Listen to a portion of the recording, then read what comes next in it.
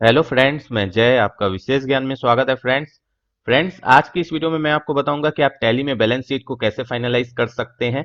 लेकिन अगर मेरी वीडियो को आप में से मेरे कोई ऐसे व्यूअर देख रहे हैं जिन्होंने आज तक अकाउंटिंग की ही नहीं है, जिन्हें अकाउंटिंग के बारे में कुछ भी नहीं पता है, इवन उन्होंने टैली को कभी यूज नहीं किया है, तो मैं बता दूं कि आप पहले अकाउंटिंग के बारे में जान लीजिए और टैली के यूज के बारे में जान लीजिए, तब आप इस वीडियो को देखिए। वरना मैं कितनी भी अच्छी तरीके से वीडियो में सारी चीजें क्लियर करूं, आपको कुछ भी नहीं समझ में आएगा।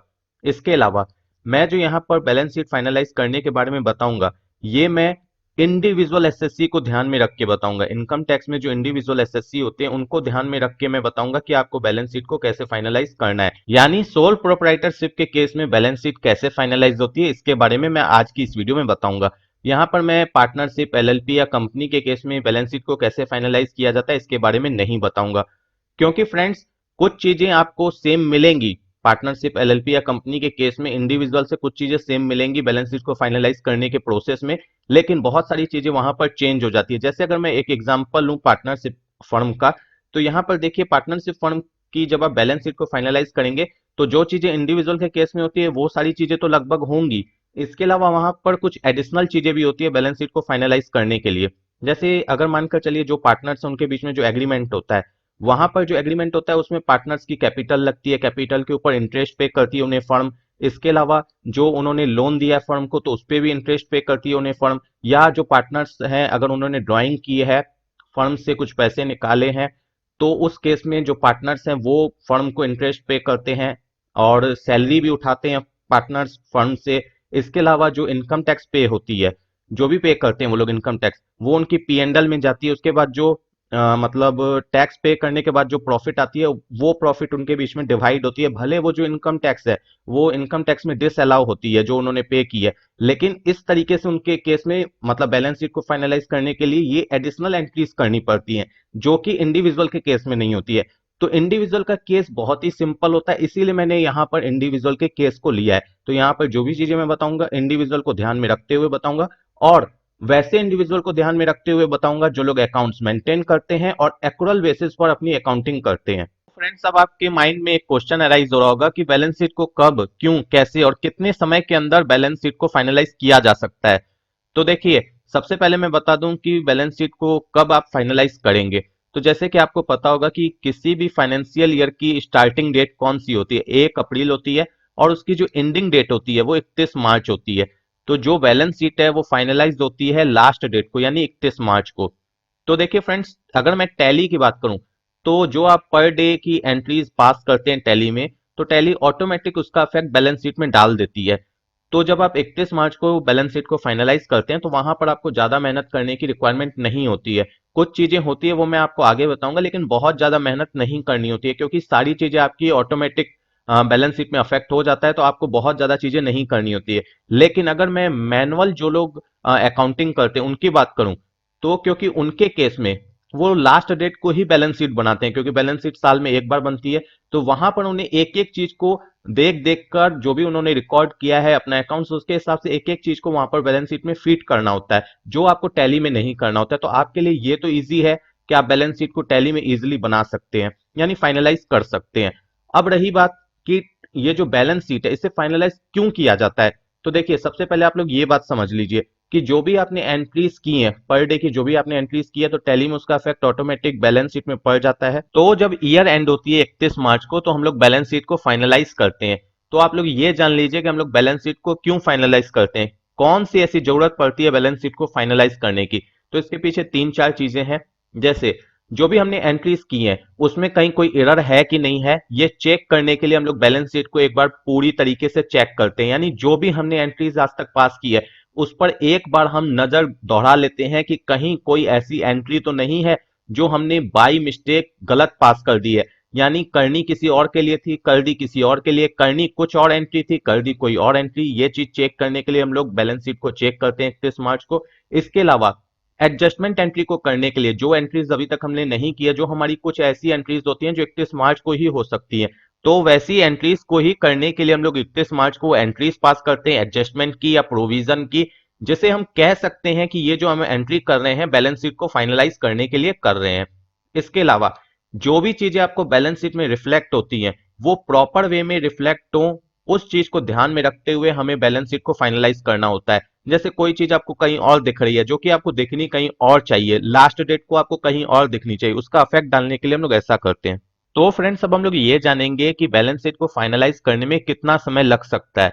तो अगर आपकी अकाउंटिंग नॉलेज अच्छी है, आपकी स्पीड अच्छी है, और इसके अलावा आप जो टैली को ऑपरेट करते हैं अच्छी तरीके से कर लेते हैं, तो इस केस में मैं अगर बात करूं तो अराउंड आपको 7 से 8 घंटे या 10 घंटे लगेंगे बैलेंस शीट को फाइनलाइज करने में। और यहाँ पर जो मैं 7 से 8 या 10 घंटे की बात कर रहा हूँ, ये मैं बात कर रहा हूँ कि आप अगर प्रॉपर वे में अपनी बैलेंस शीट को फाइनलाइज कर रहे हैं, सारी चीजों को देखते हुए कर रहे हैं, तो अगर आप लोग बहुत स्पीड में कर रहे हैं, आपको विश्वास है कि जो भी आपने एंट्रीज की हैं वो प्रॉपर है, आज तक जो भी एंट्रीज की हैं उसे आपने 2 बार 3 बार रीचेक करके किया है, तो उस केस में 4-5 घंटे भी लग सकते हैं। और अगर आपको नॉलेज नहीं है तो उस केस में तो मैं कह नहीं सकता कि आपको कितना टाइम लग जाएगा बैलेंस शीट को फाइनलाइज करने में। और यहाँ पर एक बात मैं और क्लियर कर दूं, जैसे आप में से कई लोग ये सोच रहे होंगे कि प्रैक्टिकल लाइफ में क्या ये पॉसिबल है कि हम लोग 31 मार्च को बैठकर बैलेंस शीट को फाइनलाइज करें, क्योंकि हम अपनी दुकान पर जाते हैं, या अगर मेरा जो अकाउंटेंट अगर वो कर भी रहा है मेरी एंट्रीज को टैली में, तो उस केस में वो दुकान पे बैठ के उस डेट को बिलिंग कट कर रहा होता है हमारे कस्टमर के लिए, तो उसके लिए इतना पॉसिबल तो नहीं है कि सारी चीजें चेक करे और 31 मार्च को बैलेंस शीट को फाइनलाइज कर दे। तो उस केस में मैं फ्रेंड्स बता दूं, क्योंकि 1 अप्रैल को आपकी फाइनेंशियल ईयर चेंज हो जाएगी, तो उस केस में फिर से आपको बिलिंग वगैरह स्टार्ट करनी होगी उस ईयर के लिए। तो आप अपनी टैली में जो पीरियड है उसे चेंज कर सकते हैं, चाहे आप स्प्लिट के थ्रू चेंज करें या पीरियड से चेंज करें, जैसे भी करें आप कर सकते हैं। आप बैलेंस शीट को मानकर चलिए 2 4 5 दिन बाद जब भी आप फ्री हो जाते हैं तब भी आप फाइनलाइज कर सकते हैं, लेकिन ये मानते हुए आप फाइनलाइज कीजिएगा कि जो भी आप चीजें कर रहे हैं और इसका जो भी इफेक्ट है वो 31 मार्च तक ही है। यानी 31 मार्च को आपको ध्यान में रखते हुए ही उसे फाइनलाइज करना होगा, भले आप 31 मार्च को करें या 31 मार्च के बाद 4-5 दिन बाद आप करें, लेकिन आपको ये ध्यान में रखना है कि आप जो ये फाइनलाइज कर रहे हैं 31 मार्च तक ही कर रहे हैं और वहीं तक जो भी आपका डेटा है उसके हिसाब से कर रहे हैं। तो फ्रेंड्स आप में से कई लोग ये सोच रहे होंगे कि अगर हम लोग बाद में जाकर बैलेंस शीट को फाइनलाइज करते हैं, यानी अप्रैल में 2 4 10 तारीख को हम लोग फाइनलाइज करते हैं, तो उस केस में जो हमारी टैली में हमने फाइनेंशियल ईयर चेंज किया है तो नेक्स्ट फाइनेंशियल ईयर पर हमारा इफेक्ट कैसे पड़ेगा। तो अगर आपने पीरियड चेंज करके फाइनेंशियल ईयर को चेंज किया है तो इसका इफेक्ट तो ऑटोमेटिक पड़ जाएगा, जो भी आप प्रीवियस कंपनी में चेंजेस करेंगे उसके हिसाब से। लेकिन अगर आपने स्प्लिट करके अपनी फाइनेंशियल ईयर को चेंज किया है तो उस केस में आपको इसका इफेक्ट मैनुअली डालना पड़ेगा।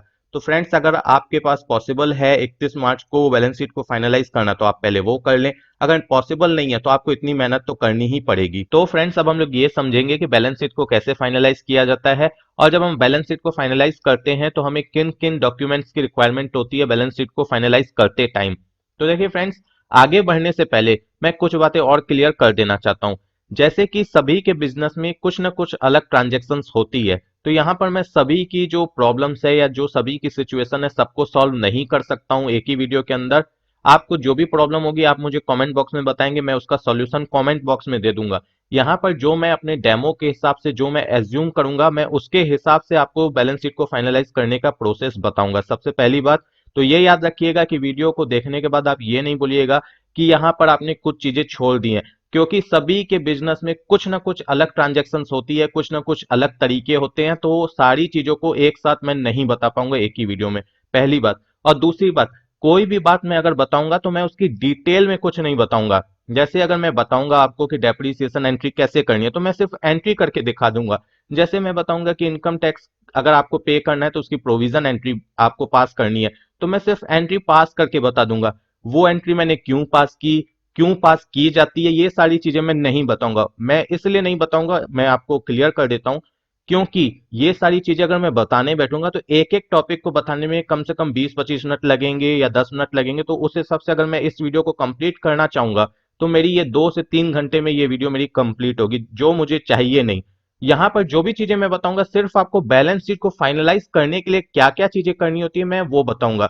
अब रही बात की अगर मैं इनकम टैक्स की एंट्री बताऊंगा या डेप्रिसिएशन की एंट्री बताऊंगा, या इसके अलावा आपने मार्च में कोई पार्टी को सप्लायर को ऑर्डर दे दिया था, माल उन्होंने मतलब वहां से डिलीवर कर दिया है, लेकिन आपके पास मार्च मंथ तक माल नहीं पहुंचता है, आपके पास नेक्स्ट ईयर में माल पहुंचता है, तो उस सिचुएशन में कैसे एंट्रीज होगी टैली में बैलेंस शीट को फाइनलाइज करने के लिए, तो ये सारी चीजें आपको मेरी अलग वीडियो में मिल जाएगी। हर टॉपिक के ऊपर मेरी अलग अलग वीडियोस है। उन सभी वीडियो की लिंक आपको इस वीडियो के डिस्क्रिप्शन बॉक्स में मिल जाएगी। आप याद रखिएगा, डिस्क्रिप्शन बॉक्स में आपको लिंक मिल जाएगी। उस लिंक पर क्लिक करके आप उसके बारे में डिटेल में जान सकते हैं। तो इसीलिए मैंने पहले क्लियर कर दिया कि यहाँ पर जो भी मैं इनकम टैक्स, डेप्रीसिएशन या जो भी एंट्रीज बताऊंगा उसकी मैं डिटेल में आपको नॉलेज नहीं दूंगा। सिर्फ आपको बैलेंस शीट फाइनलाइज करते टाइम वो एंट्री पास करनी होती है, मैं सिर्फ उसके बारे में बताऊंगा। डिटेल में जानने के लिए आप मेरी डिस्क्रिप्शन बॉक्स में लिंक पर जाकर क्लिक करके उस वीडियो को डिटेल में देख सकते हैं। तो फ्रेंड्स, अब हम लोग ये समझ लेते हैं कि किन किन डॉक्यूमेंट्स की रिक्वायरमेंट होगी बैलेंस शीट को फाइनलाइज करते वक्त, या इसके अलावा किन किन बातों का हमें ध्यान रखना है बैलेंस शीट को फाइनलाइज करते टाइम। तो अगर मैं डॉक्यूमेंट्स की बात करूं तो आपके पास बैलेंस शीट को फाइनलाइज करते टाइम जितने भी आपके अकाउंट्स हैं, चाहे वो सेविंग अकाउंट हो, करंट अकाउंट हो, सबकी आपके पास स्टेटमेंट होनी चाहिए। या इसके अलावा अगर मानकर चलिए कुछ ऐसे भी लोग हैं जो सारे अकाउंट्स को टैली में मेंटेन नहीं करते हैं, कुछ सेविंग अकाउंट्स को ही मेंटेन करते हैं, तो उस केस में मैं बता दूं जितने भी टैली में आप अकाउंट्स मेंटेन करते हैं बैंक के, उस बैंक की आपके पास स्टेटमेंट होनी चाहिए अप टू डेट 31 मार्च तक। अगर मानकर चलिए किसी अकाउंट में आपको स्टेटमेंट नहीं मिलती है तो आपकी पासबुक अप टू डेट होनी चाहिए 31 मार्च तक। इसके अलावा जितनी भी आपने इन्वेस्टमेंट कर रखी है, चाहे वो एमआईएस में की हो, आरडी में की हो, एफडी में की हो, एनएससी में की हो, सबकी स्टेटमेंट होनी चाहिए जिसमें कि आपको इंटरेस्ट का पता चलेगा कि 31 मार्च को आपको कितनी इंटरेस्ट मिली है। तो ये सारी चीजें आपके पास होनी चाहिए। इसके अलावा जितने भी क्रेडिटर्स हैं या डेटर्स हैं उनकी स्टेटमेंट होनी चाहिए, उनसे आपको स्टेटमेंट लेनी होगी। जो भी आपने उनके साथ बिजनेस ट्रांजेक्शन्स की हैं उसकी आपको स्टेटमेंट लेनी होगी। अगर मानकर चलिए कुछ ऐसे क्रेडिटर हैं या डेटर हैं जो लोग अकाउंटिंग मैनुअली मेंटेन करते हैं, उनके पास डेटा नहीं है प्रॉपर वे में, तब आपको जो भी आपने एंट्रीज की है आपको उसे ही सही मानते हुए आपको उसके आगे प्रोसेस करना पड़ेगा बैलेंस शीट को फाइनलाइज करने के लिए। तो फ्रेंड्स, अब हम फाइनली देखेंगे कि बैलेंस शीट को कैसे फाइनलाइज किया जाता है। तो अब हम हैं टैली में, बैलेंस शीट में। तो देखिए फ्रेंड्स, इसे बताने से पहले एक बात मैं और क्लियर कर देता हूं आपको। यहां पर मेरा कोई ये प्रॉपर डेटा नहीं है, ये मैंने सिर्फ आपको समझाने के लिए डेमो के रूप में कुछ डेटा एंटर करके रखा है टैली में, और उसी के बेसिस पे मैं आपको समझाऊंगा कि बैलेंस शीट कैसे फाइनलाइज होती है। यहां पर जब आप बैलेंस शीट को फाइनलाइज करते हैं तो आपको तीन चीजों का बहुत ज्यादा ध्यान देना होता है, और सबसे पहले आपको उसी तीन चीजों को चेक करना होता है। सबसे पहले तो आपको जो बैंक की जो स्टेटमेंट है उसे अपने सामने रख के आपकी जो बैंक की एंट्रीज है उसे प्रॉपर वे में एक एक करके चेक करना होता है। जितनी भी बैंक की एंट्रीज हुई हैं आपकी, चाहे वो करंट अकाउंट हो या सेविंग हो, मोस्टली आपको ध्यान करंट पर ज्यादा देना होता है। आपको एक एक करके टैली में चेक करना होता है कि जो आपकी स्टेटमेंट में चीजें रिफ्लेक्ट हो रही है वही आपने टैली में एंटर की है या नहीं। इसके अलावा आपका जो डेटर्स है या क्रेडिटर्स है उनकी जो जो भी स्टेटमेंट आपको मिली है, मान लीजिए कुछ डेटर्स या कुछ क्रेडिटर्स हैं जो आपको स्टेटमेंट नहीं दे रहे हैं, तो फिर आप अपने बेसिस पर जो आपने एंट्री की है उसके बेसिस पर आप ये सारी चीजें करेंगे। लेकिन जिनकी स्टेटमेंट आपको मिल चुकी है उनकी स्टेटमेंट से आपको मिलाना है कि क्या जो उनका अकाउंट्स है और जो आपका अकाउंट्स है दोनों इक्वल है कि नहीं, और कहीं पर कोई डिफरेंस हो, कहीं पर कुछ एरर्स हो, तो आपको सबसे पहले चेक करना है। चेक करने के बाद अगर आपको लगता है कि ये जो एरर्स है ये मेरे अकाउंट में नहीं है, सामने वाले के अकाउंट में है, तो उसे आपको बताना है। और अगर आपको लगता है कि नहीं ये मेरे अकाउंट में कुछ एरर है, तो उस केस में आपको उसे सॉल्व करना है, उसे आपको एरर फ्री करना है। और इसके अलावा आपको स्टेचुरी रिपोर्ट में जाके जीएसटीआर 1, 2 और 3B, इससे आपको मिलाना है जीएसटी पोर्टल से कि आपने रिटर्न क्या फाइल की है और वहां पर जो आपका स्टेटस है टैली में क्या रिफ्लेक्ट हो रहा है, वही स्टेटस आपको टैली में रिफ्लेक्ट हो रहा है कि नहीं जो आपकी रिटर्न में गया है। इसके अलावा आपको उसे अपने बुक्स के साथ भी मिलाना पड़ेगा, जीएसटीआर 1, 2 और 3B को। यानी ये सारी चीजें आपको सबसे पहले करनी होगी, तभी आपकी बैलेंस शीट फाइनलाइज होगी। तो अब आप सोच रहे होंगे कि जीएसटीआर 1 और 2 और 3B को हमें क्यों मिलाना है बैलेंस शीट को फाइनलाइज करने से पहले।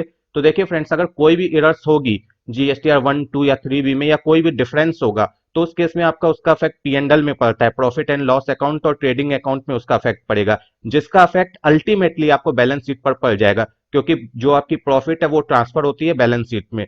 तो इस केस में आपको ये इफेक्ट होगा। इसके अलावा अगर मानकर चलिए सेल आपने किसी और पार्टी को की और बाई मिस्टेक आपने किसी और पार्टी को चूज कर लिया है, तो उसका भी इफेक्ट आपको बैलेंस शीट में पड़ेगा। तो इसीलिए आपको उसे मिलाना कंपलसरी है। इसके अलावा बैंक की डिटेल्स मैं इसलिए मिलाने बोल रहा हूं कि कई बार ऐसा होता है कि हम जब एंट्रीज करते हैं हमारा माइंड कहीं और होता है, या हड़बड़ हड़बड़ में हम एंट्री में हमें पार्टी ने पेमेंट की है ए ने, हमने बी में दिखा दी उसकी पेमेंट, यानी हमने दिखा दिया कि ये जो पेमेंट हमने रिसीव की है बी से रिसीव की है। तो हमारा जो बैंक का स्टेटमेंट है या जो बैंक का डेटा है वो तो मैच हो जाएगा, लेकिन पार्टी में डिफरेंस आ जाएगा। इसीलिए मैंने आपको कहा कि जो भी आपके क्रेडिटर्स हैं या डेटर्स हैं उनकी भी डिटेल्स को आपको एक बार वापस से मिलाना है, जितनी भी एंट्रीज आपने पूरे साल में की है।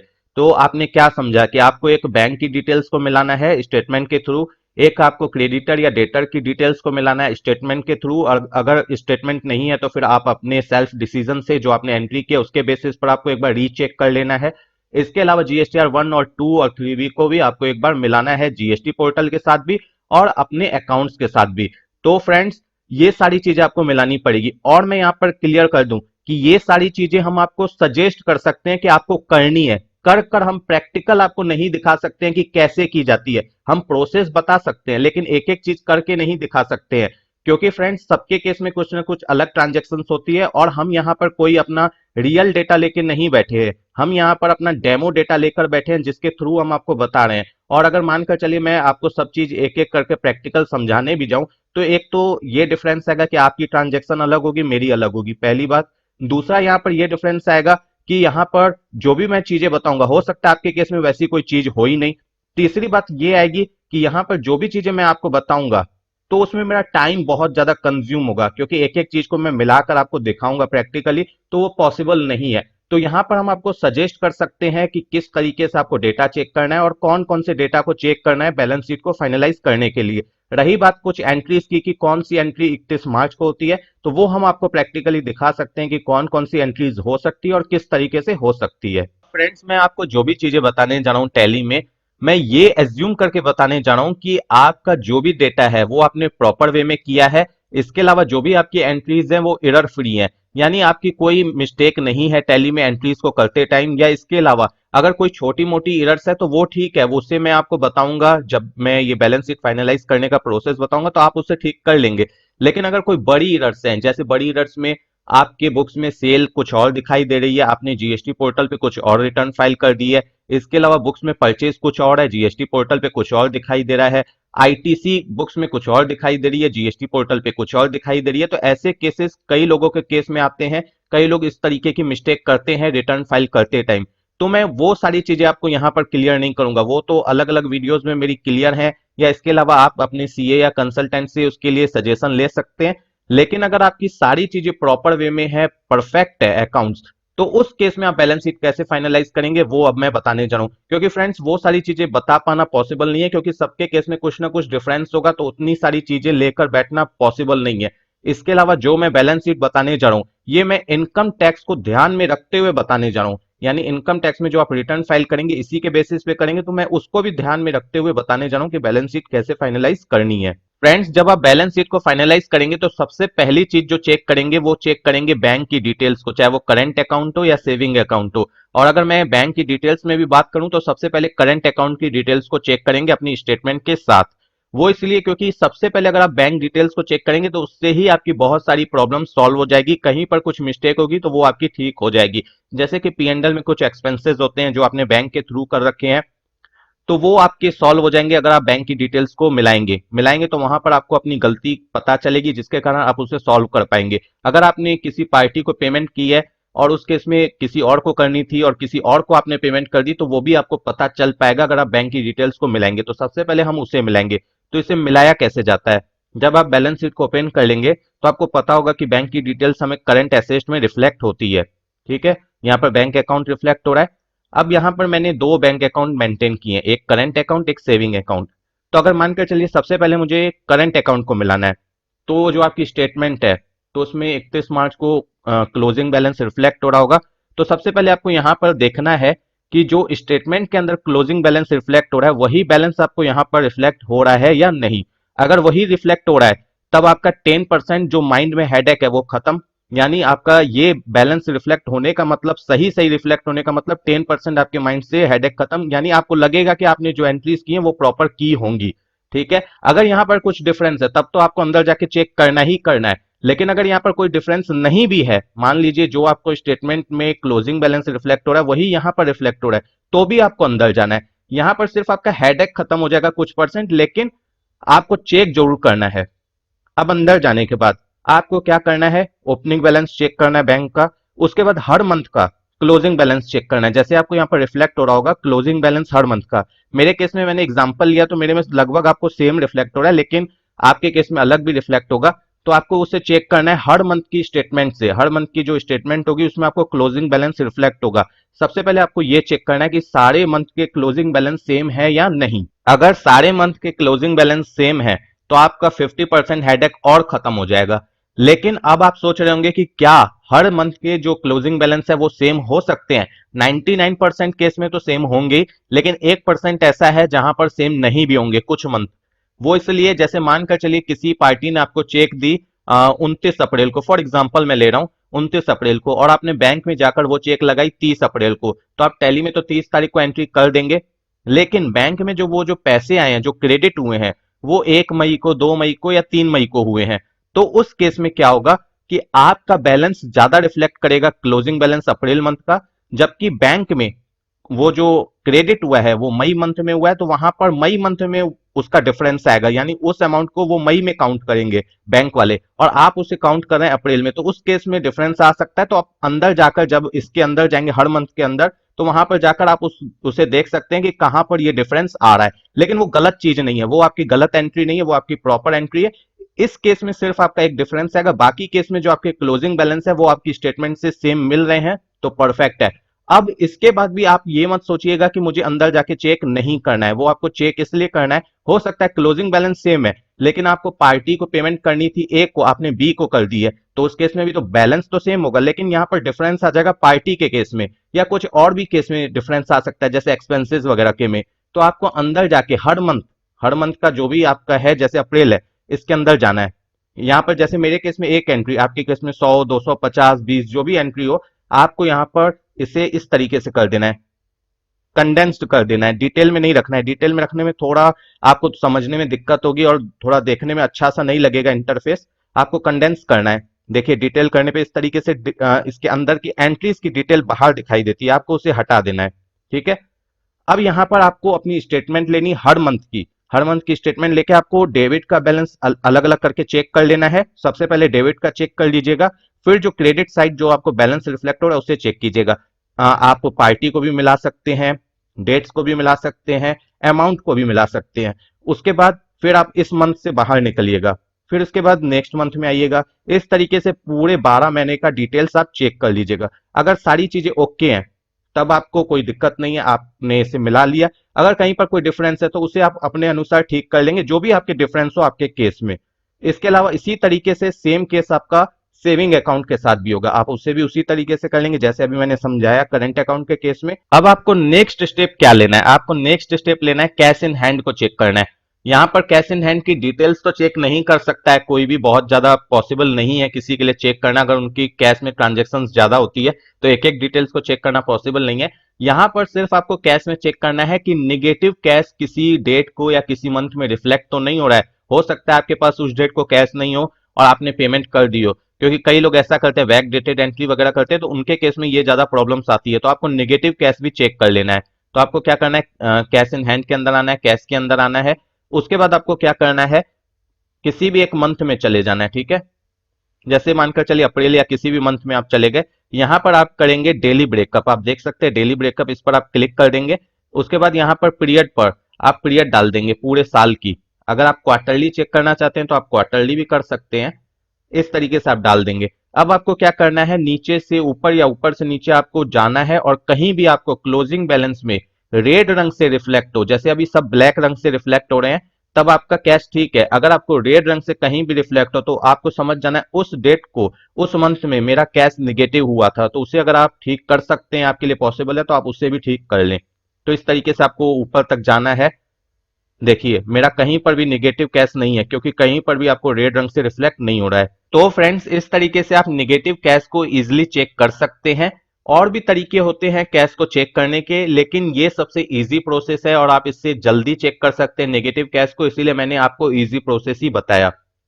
अब इसके बाद क्या स्टेप होगा, तो सबसे पहले आप एक चीज जान लीजिए कि आपको बैलेंस शीट फाइनलाइज करने से पहले एक और चीज चेक कर लेनी है। डिस्प्ले में जाके एक्सेप्शन रिपोर्ट में यहाँ पर नेगेटिव स्टॉक देख लेना है। प्राइमा वेसी आपको यहीं पर आके देखना है कि नेगेटिव स्टॉक दिख रहा है या नहीं। इसके अलावा हम स्टॉक समरी में भी जाकर चेक करेंगे डिटेल में। अभी जो आपको फर्स्ट व्यू जो देखना है स्टॉक का कि निगेटिव है या नहीं, तो आपको इसमें आके देखना है। इसके बाद निगेटिव लेजर, यहाँ पर आपको कैश का अगर नाम रिफ्लेक्ट हो, कैश लेजर अगर आपको यहाँ पर रिफ्लेक्ट हो, तो उस केस में आप समझ जाइएगा कि कैश में निगेटिव कैश जरूर होगा। तो उस केस में फिर आप डिटेल में जाकर चेक कीजिएगा, जैसे अभी मैंने आपको बताया। अब जैसे कि मैंने देखा कि मेरा निगेटिव कैश है या नहीं, तो वो तो मुझे वहां नहीं रिफ्लेक्ट हुआ, और बैलेंस शीट में भी मैंने देख लिया तो यहां पर भी मुझे निगेटिव कैश रिफ्लेक्ट नहीं हुआ। और स्टॉक मैंने चेक किया तो वहां पर मुझे स्टॉक रिफ्लेक्ट नहीं हुआ नेगेटिव स्टॉक में। अब हम स्टॉक समरी में जाकर नेगेटिव स्टॉक के बारे में पता लगाएंगे। हो सकता है आपने बैक डेटेड एंट्री की हो, तो आपका कोई नेगेटिव स्टॉक हो गया हो, आपके पास वो पीस हो ही नहीं और आपने एक सेल में उसे सेल कर दिया हो। कई लोगों के केस में होता है, और ऐसा किस केस में होता है, जिन लोगों का पक्का काम और कच्चा काम एक साथ होता है। ये बोलना नहीं चाहिए, लेकिन मैंने देखा है जिन लोगों के पास कच्चे का माल होता है तो उस केस में आपका ऐसा होता है ज्यादातर। क्योंकि देखिए, अगर नेगेटिव एंट्री भी आप करते हैं और आपके पास पीस नहीं है, स्टॉक में एक भी पीस है ही नहीं, तो आप सेल कैसे कर सकते हैं? आपके पास जरूर वो कच्चे में माल पड़ा होगा, बिना बिल का पड़ा होगा। उस केस में ही ऐसी प्रॉब्लम आती है। तो फ्रेंड्स, अब हम यहाँ पर चेक करने वाले हैं नेगेटिव स्टॉक को स्टॉक समरी में। लेकिन मैं यहाँ पर कुछ बातें क्लियर कर देता हूँ। अगर आप लोग टीडीएल फाइल्स यूज करते हैं नेगेटिव स्टॉक की, तो उस केस में आपको टैली में कभी ये प्रॉब्लम जल्दी नहीं आएगी। क्योंकि आपको जब आप सेल की एंट्री करेंगे तभी आपको बता दिया जाएगा कि आपका नेगेटिव स्टॉक है, आपको वार्न किया जाएगा, एंट्री को एक्सेप्ट होने नहीं दिया जाएगा, तो आपकी वो प्रॉब्लम नहीं आएगी। लेकिन अगर आप लोग बिना टीडीएल के टैली को ऑपरेट करते हैं तो उस केस में आपको ये प्रॉब्लम आएगी। अब आप में से कई लोग ये सोच रहे होंगे कि टैली भी तो हमें बताती है कि नेगेटिव स्टॉक है या नहीं है, एंट्री टाइम हमें बता दिया जाता है। तो फ्रेंड्स, वो कब बताया जाता है? जब आप प्रॉपर वे में अकाउंटिंग मेंटेन करते हैं। अगर आप लोग बैक डेटेड एंट्रीज वगैरह करते हैं, मानकर चलिए आपने अप्रैल में कुछ परचेज किया, फिर आपने मई मंथ में कुछ परचेज किया और फिर सेल कर रहे हैं आप मई मंथ में रहते हुए अप्रैल मंथ की, तो उस केस में आपका नेगेटिव स्टॉक आने की चांसेस हो सकती है। बैक डेटेड एंट्री करने time negative cash, negative stock आने की चांसेस होती है। ठीक है, वो अगर आपको ऐसे नहीं समझ में आ रहा है तो एक बार आप करके देखिएगा, आपको पता चल जाएगा। अब यहाँ पर देखिए, मेरे केस में मैंने एक ही स्टॉक ले रखा है, तो मैं इसी के बेसिस पर आपको बता रहा हूँ। आपके केस में जितने स्टॉक रहेंगे उसे आप इसी तरीके से चेक करेंगे। सबसे पहले आपको क्या करना है, स्टॉक समरी में आने के बाद F12 कॉन्फिग में आकर आपको यहाँ पर opening balance, goods inward, goods outwards और क्लोजिंग बैलेंस को यस कर लेना है और कंट्रोल ऐसे इसे सेव कर लेना है। ठीक है, तो इस तरीके से आपके सामने कॉलम्स आ जाएंगे ओपनिंग, इनवर्ड, आउटवर्ड, क्लोजिंग के। ठीक है, उसके बाद आपको हर मंथ का अलग अलग चेक करना है। यहाँ पर ईयरली चेक नहीं करना है, क्वार्टरली चेक नहीं करना है, हाफ ईयरली चेक नहीं करना है। यहाँ पर आपको हर मंथ का अलग अलग चेक करना है, तभी आपको एक्यूरेट फिगर पता चलेगी। तो जैसे मेरे केस में मैं अप्रैल मंथ का ही चेक करता हूँ, 1 अप्रैल से 2 अप्रैल। आपको यहाँ पर 30 अप्रैल लेना है। मेरे केस में ये एजुकेशनल टैली है, इसीलिए मैं यहाँ पर 30 तारीख नहीं ले सकता हूँ, इसीलिए मैं 2 तारीख ही ले रहा हूँ। सॉरी फ्रेंड्स, आपको यहाँ पर बैलेंस जीरो रिफ्लेक्ट होने लगा अगर मैंने पीरियड ली थी 1 से 2 तारीख की अप्रैल की। क्योंकि मैंने जो यहाँ पर एंट्रीज की है अपनी टैली में, मैंने ये मानते हुए एंट्रीज की है कि मैंने बिजनेस जनवरी मंथ में स्टार्ट की है, 1 जनवरी 2020 को। तो उसी बेसिस पर मैंने बुक्स की जो बिगनिंग की है वो मैंने जनवरी मंथ से की है। तो यहाँ पर जो मैंने फर्स्ट टाइम परचेस किया है वो मैंने जनवरी मंथ में किया है, इसीलिए आपको अप्रैल में कुछ नहीं रिफ्लेक्ट हो रहा था पीरियड सेलेक्ट करने के बाद। अब देखिए, यहाँ पर पहले मैं एक चीज आपको क्लियर कर देता हूँ ताकि आपको मैं जब समझाऊं तो आपको अच्छे से समझ में आए। यहाँ पर देखिए, जनवरी मंथ में मैंने जो परचेस किया मैंने पूरा का पूरा जनवरी मंथ में ही सेल कर दिया, इसीलिए आपको क्लोजिंग बैलेंस आपको नीचे 0 पीस रिफ्लेक्ट हो रहा है। तो इस केस में जैसे मैंने जनवरी मंथ में परचेस किया, तो अगर मैं जनवरी मंथ की डिटेल देखना चाहूँ, ठीक है, लेकिन उससे पहले मुझे फिर से यहाँ पर उस सेटिंग को यस करना होगा, ये बार बार चेंज हो जाती है। ऐसे कर दिया मैंने, तो यहाँ पर देखिए ओपनिंग बैलेंस आपको रिफ्लेक्ट नहीं हो रहा है क्योंकि मेरे पास जनवरी मंथ में इस जींस का, सॉरी जनवरी, पहले मुझे पीरियड लेने दीजिए, 1/1 से लेकर 31/1। यहां पर देखिए फ्रेंड्स, अब आपको क्या हुआ, बैलेंस आपको रिफ्लेक्ट ही नहीं हो रहा है जनवरी का। ओपनिंग भी नहीं रिफ्लेक्ट हो रहा है, इनवर्ड भी नहीं रिफ्लेक्ट हो रहा है, आउटवर्ड भी नहीं रिफ्लेक्ट हो रहा है और क्लोजिंग बैलेंस भी नहीं रिफ्लेक्ट हो रहा है। वो क्यों? क्योंकि ये जो पीस है मेरा 0 पीस बचा है जनवरी मंथ में, जो मेरा पीस बचा है क्लोजिंग बैलेंस में वो 0 बचा है, इस कारण नहीं रिफ्लेक्ट हो रहा है। तो चलिए हम उसे भी रिफ्लेक्ट कर देते हैं। उसके लिए हमें यहां पर क्या करना है, show all items including 0 balance, इसे हम यस कर देंगे। यस करने के बाद फिर इसे सेव करेंगे। अब देखिए आपको रिफ्लेक्ट हो रहा है या नहीं, तो आपको इस ऑप्शन को भी यस कर देना है। ठीक है, अगर आपको इस तरीके से चेक करना है तो जो मैंने अभी आपको दिखाया F12 में, यानी 0 बैलेंस वाले ऑप्शन को।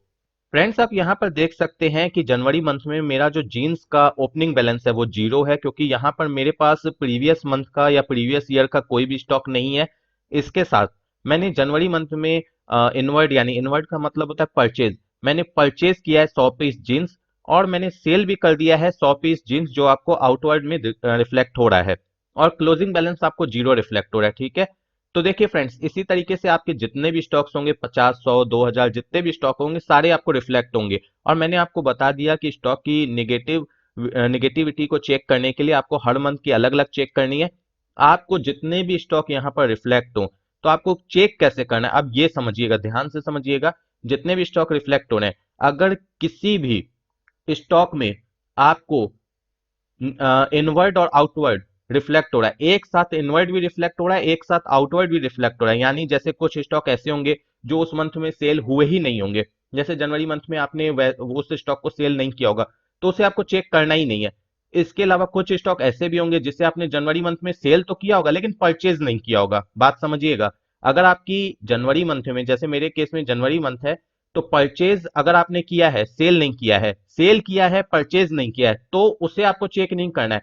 वैसे स्टॉक को आपको चेक करना है, निगेटिविटी चेक करने के लिए स्टॉक की, जिसमें आपको सेम मंथ में आपने उसे परचेज भी किया है और सेल भी किया है। बात समझिएगा, सेम मंथ में परचेज भी किया है और सेल भी किया है, उसे ही आपको चेक करना है। ओपनिंग बैलेंस से कोई मतलब नहीं है, अगर किसी स्टॉक का ओपनिंग बैलेंस भी रिफ्लेक्ट हो रहा है तो उससे कोई मतलब नहीं है। आपको फोकस करना है इनवर्ड और आउटवर्ड पर। अगर सेम मंथ में सेल और परचेज दोनों होते हैं तो आपको उस स्टॉक के अंदर जाके डिटेल में चेक करना है, क्योंकि हो सकता है, सपोज कीजिए कि आपने 2 तारीख को कोई स्टॉक परचेज किया, किसी भी मंथ की 2 तारीख को कोई स्टॉक परचेज किया, लेकिन आपने जो सेल की एंट्री है वो 1 तारीख को ही पास कर दी है, तो उस केस में आपको माल आया है 2 तारीख को, आपने सेल कर दिया 1 तारीख को, तो उस केस में तो आपकी निगेटिव हो गई स्टॉक।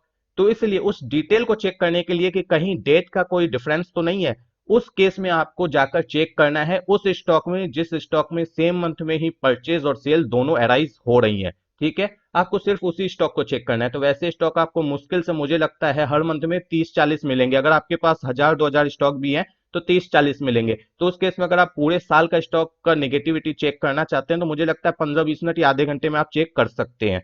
आप इस तरीके से अंदर जाएंगे, अंदर जाने के बाद आप देखेंगे कि 1 तारीख को मैंने परचेज किया है, 31 तारीख को सेल किया है, तो यानी मैंने परचेज के बाद सेल किया है, या परचेज की जो डेट है उसी डेट को मैंने सेल किया है, तब कोई दिक्कत नहीं है। लेकिन अगर परचेज की डेट से पहले सेल किया है तो उस केस में आपको उसे ठीक करना पड़ेगा।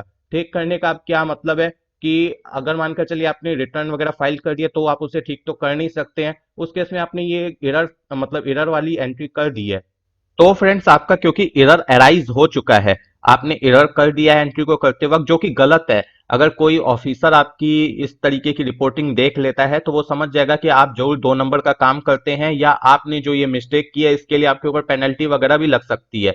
लेकिन अगर मानकर चलिए अभी हम अकाउंट्स की बात करें, तो उस केस में अगर आपको किसी स्टॉक में निगेटिव स्टॉक रिफ्लेक्ट हो रहा है तो उस केस में आपको क्या करना है, आपको सिंपली जिस भी स्टॉक में आपको रिफ्लेक्ट हो, आपको फिजिकल स्टॉक का एक हमारे पास वाउचर होता है, इन्वेंट्री वाउचर में आप देख सकते हैं। इन्वेंट्री वाउचर में आप जैसे आएंगे, फिजिकल स्टॉक है, अब जिस भी स्टॉक में आपको निगेटिव स्टॉक रिफ्लेक्ट हो रहा है उस स्टॉक को चूज कर लें। सपोज एक एग्जांपल लेते हैं, जीन्स को मैंने लिया, ठीक है, जीन्स को लेने के बाद अब मुझे इसमें निगेटिव स्टॉक रिफ्लेक्ट हो रहा था और मुझे उसे जीरो करना है, तो मैं यहाँ पर सीधे आके उस स्टॉक को चूज करूंगा और क्वांटिटी में जीरो लिख दूंगा, यानी अब वो मेरा निगेटिव वहां से हट गया। कभी भी स्टॉक समरी में जल्दी वो रिफ्लेक्ट नहीं होगा बाहर में, अंदर कोई डिटेल में जाके चेक करेगा तो भले रिफ्लेक्ट हो सकता है लेकिन बाहर में रिफ्लेक्ट नहीं होगा। और जब आप अपने इस डेटा को नेक्स्ट फाइनेंशियल ईयर में लेकर जाएंगे तो वहां पर भी आपको कुछ रिफ्लेक्ट नहीं होगा। ठीक है, तो इस तरीके से आप उसे हटा सकते हैं, जबकि गलत है, आपको ऐसा नहीं करना चाहिए। लेकिन अगर आपने कर दिया है तो उसके लिए आपके पास यही एक ऑप्शन है कि आप इस तरीके से 31 मार्च को एक एंट्री पास कर लेंगे फिजिकल स्टॉक में, जितने भी स्टॉक आपको नेगेटिव रिफ्लेक्ट हो रहे हैं। अब यहां पर स्टॉक समरी में आने के बाद आपको, जब आपने जनवरी मंथ का चेक कर लिया, जैसे मेरे एग्जांपल में मैंने जनवरी मंथ लिया, इसी तरीके से आपको हर मंथ का, यानी पूरे साल में जो 12 मंथ होते हैं सबके हर मंथ को जाकर अलग अलग करके चेक करना है स्टॉक को, और जो भी स्टॉक जिस मंथ में नेगेटिव निकले उसके हिसाब से आपको वो फिजिकल स्टॉक की एंट्री पास कर देनी है। ठीक है फ्रेंड्स, तो इस तरीके से आप समझ गए कि मैं आपको क्या समझाना चाह रहा हूँ। स्टॉक की बात हो गई, कैश की बात हो गई, बैंक की बात हो गई। अब हम बात करेंगे डेटर्स और क्रेडिटर्स की, उसके बाद हम चलेंगे स्टेचुटरी रिपोर्ट में जीएसटीआर 1, 2 और 3B को देखेंगे। उसके बाद फिर हम एंट्रीज की बात। फ्रेंड्स, आई होप कि जो भी मैं आपको बातें बता रहा हूँ आपको समझ में आ रही है और मैं आपको अच्छे से अपनी बातें समझा पा रहा हूँ। और मैं यहाँ पर एक बात और भी क्लियर कर दूं, जो भी चीजें मैं बैलेंस शीट को फाइनलाइज करने के लिए बता रहा हूँ, मैं पर्सनली खुद भी उसे ही यूज करता हूँ, यानी मैं उसी तरीके से बैलेंस शीट को फाइनलाइज करता हूँ जैसा कि मैं वीडियो में बता रहा हूँ। और यहाँ पर जो भी मेरी नॉलेज है, जो भी मेरी पर्सनल नॉलेज है, मैं सिर्फ यही आपके साथ शेयर कर रहा हूँ, ठीक है। अब हम बात करेंगे सनरे क्रेडिटर्स और डेटर्स की। तो आपको पता होगा सनरे क्रेडिटर कौन होता है। जिससे कि आप माल परचेज करते हैं उसे आप सनरे क्रेडिटर बोलते हैं, जिसे आप माल सेल करते हैं उसे आप सनरे डेटर बोलते हैं। और कई बार ऐसा भी होता है कि आप क्रेडिटर से माल से परचेज भी करते हैं और उसे कई बार कुछ माल सेल भी करते हैं। तो उससे जो भी आप ज्यादा करते हैं, जैसे कई ऐसे व्यक्ति हैं, जैसे सपोज कीजिए राम है, राम ने श्याम से कुछ परचेज किया लेकिन कुछ समय बाद उसने कुछ आइटम सेल कर दिया। तो यहां पर राम को ये देखना होगा कि जो श्याम है उससे वो कौन सी ट्रांजैक्शन ज्यादा कर रहा है, परचेज ज्यादा करता है या सेल ज्यादा करता है। अगर परचेज ज्यादा करता है तो उसे क्रेडिटर में रखेगा, अगर सेल ज्यादा करता है तो उसे डेटर में रखेगा। ऐसे अगर आपने अपोजिट रख भी दिया तो भी कोई प्रॉब्लम नहीं होने वाली है, आपकी टैली उसे ऑटोमेटिक कैप्चर कर लेती है और उस हिसाब से आपको बैलेंस शीट में उसकी रिपोर्टिंग दिखाती है। लेकिन आपके समझने के लिए मैं बता रहा हूं कि जो ट्रांजैक्शन ज्यादा होती है उसके बेसिस पर आपको उसे चूज करना है। तो आपको मैंने क्या समझाया कि क्रेडिटर कौन होता है, जिससे आप माल परचेज करते हैं, डेटर कौन होता है, जिससे आप माल सेल करते हैं, ठीक है। तो आपको नॉर्मली जो क्रेडिटर है वो आपको लाइबिलिटी साइड ही रिफ्लेक्ट होता है करंट लाइबिलिटीज के अंदर। लेकिन कई बार ऐसा होता है कि जब आप एडवांस पेमेंट कर देते हैं यानी ज्यादा पेमेंट कर देते हैं अपने क्रेडिटर को, तो वो आपको एसेट साइड रिफ्लेक्ट होता है। रिफ्लेक्ट करंट लाइबिलिटीज में ही होता है लेकिन एसेट साइड चला जाता है, क्योंकि उस केस में वो आपकी एसेट हो जाती है, क्योंकि पैसे आपको उससे लेने, आपको उसे पे नहीं करना है, ठीक है। तो ऐसा क्यों होता है, जब भी बैलेंस आपको क्रेडिटर का क्रेडिट साइड रिफ्लेक्ट होगा तो वो हमेशा आपको लाइबिलिटी साइड ही रिफ्लेक्ट होगा। लेकिन जब भी उसका बैलेंस आपको डेबिट साइड रिफ्लेक्ट होगा तो वो आपका एसेट साइड चला जाएगा। अब मानकर चलिए यहाँ पर 10 क्रेडिटर हैं, अगर मैं देखूं तो मेरे 5 क्रेडिटर डेबिट साइड रिफ्लेक्ट हो रहे हैं और 5 क्रेडिटर क्रेडिट साइड रिफ्लेक्ट हो रहे हैं। लेकिन जो बैलेंस है, टोटल बैलेंस जो है सबका मिलाकर, वो डेबिट साइड ज्यादा है, तो उस केस में वो मेरा एसेट साइड रिफ्लेक्ट होगा। तो कई लोग मुझसे ये क्वेश्चन पूछते हैं जिसके कारण मैं ये बता रहा हूं कि हमारा जो क्रेडिटर है वो एसेट साइड क्यों रिफ्लेक्ट हो रहा है। क्योंकि आपका जो डेबिट बैलेंस है जब वो इंक्रीज हो जाता है तो वो एसेट साइड रिफ्लेक्ट होता है, यानी उस केस में आपको टैली ये बताती है कि आपको जितना पे करना है उससे ज्यादा आपको लेना है। अब फ्रेंड्स, क्योंकि मैं बता रहा हूं कि आपको क्रेडिटर के डिटेल्स को कैसे चेक करना है स्टेटमेंट के साथ, तो आप सनरे क्रेडिटर में आएंगे, जो भी क्रेडिटर का चेक करना है उसके अंदर जाएंगे। जैसे राम हार्डवेयर का मुझे चेक करना है, तो जिस मंथ से भी इनकी ट्रांजेक्शन शुरू हुई होगी आपके साथ, उस मंथ से आप चेक करेंगे स्टेटमेंट को सामने रख के। अगर स्टेटमेंट नहीं है तो आप अपने बेसिस पर एक बार नजर घुमा लेंगे। अगर मानकर चलिए आपके पास क्रेडिटर ने स्टेटमेंट नहीं दी है तो आप अपने बेसिस पर एक बार नजर घुमा लेंगे कि क्या जो आपको डिटेल्स है वो प्रॉपरली दिख रही है या नहीं। और ये आपकी प्रॉपर कैसे हो जाएगी ये मैं बता रहा हूँ। अगर मानकर चलिए आपके क्रेडिटर ने आपको रिपोर्ट नहीं दी है यानी स्टेटमेंट नहीं दी है, उस केस में अगर सारी ट्रांजेक्शन बैंक के साथ है, तो अगर आपने बैंक की डिटेल्स को चेक किया तो जो पेमेंट की डिटेल्स है वो तो आपकी प्रॉपर होगी। अब इसके अलावा जो परचेज की डिटेल है वो आपकी कैसे आपको पता चलेगी कि परफेक्ट है, तो वो जब आप जीएसटीआर 2 को मिलाएंगे, जीएसटीआर 3B को मिलाएंगे, या इसके अलावा अगर आप ट्रेडिंग अकाउंट को मिलाएंगे, तो उस केस में आपको ये बात क्लियर हो जाएगी, ठीक है। तो यहां पर आपको देखना है बिल को मिलाकर या आपको अपनी रिटर्न को मिलाकर, जो भी आपके पास रिटर्न है जो आपने फाइल की है जीएसटी पोर्टल पे, कि सेम यही सारी परचेज है कि नहीं इसके साथ। अगर आपके पास स्टेटमेंट नहीं है अपने क्रेडिटर की, तो अगर क्रेडिटर ने स्टेटमेंट दे दिया तो उस केस में तो आपको सिर्फ उसकी स्टेटमेंट से मिलाना है कि जितनी पेमेंट वो दिखा रहा है अपने पास अपने बुक्स में उतनी आपके पास रिफ्लेक्ट हो रही है या नहीं, और जितनी परचेज वो दिखा रहा है यानी जो उसके लिए सेल है, हमारे लिए परचेज है, तो उतनी ही आपको यहाँ पर परचेज रिफ्लेक्ट हो रही है या नहीं, ठीक है। सारी चीजें ओके हैं तो कोई दिक्कत नहीं, आपको बाहर निकल जाना है। इसी तरीके से जितने भी क्रेडिटर हैं सबकी डिटेल्स को आपको चेक करना है।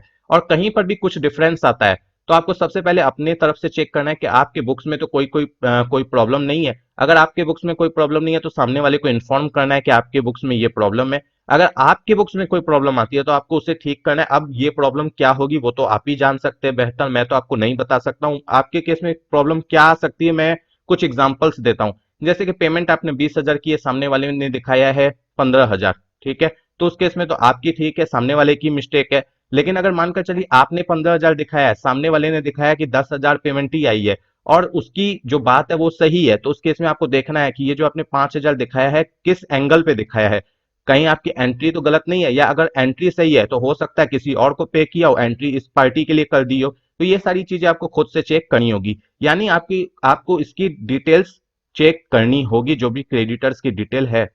फ्रेंड्स, जैसा कि मैंने आपको बताया क्रेडिटर के केस में कैसे आपको चेक करना है, सेम वे आपको एप्लीकेबल होगा डेटर्स के केस में।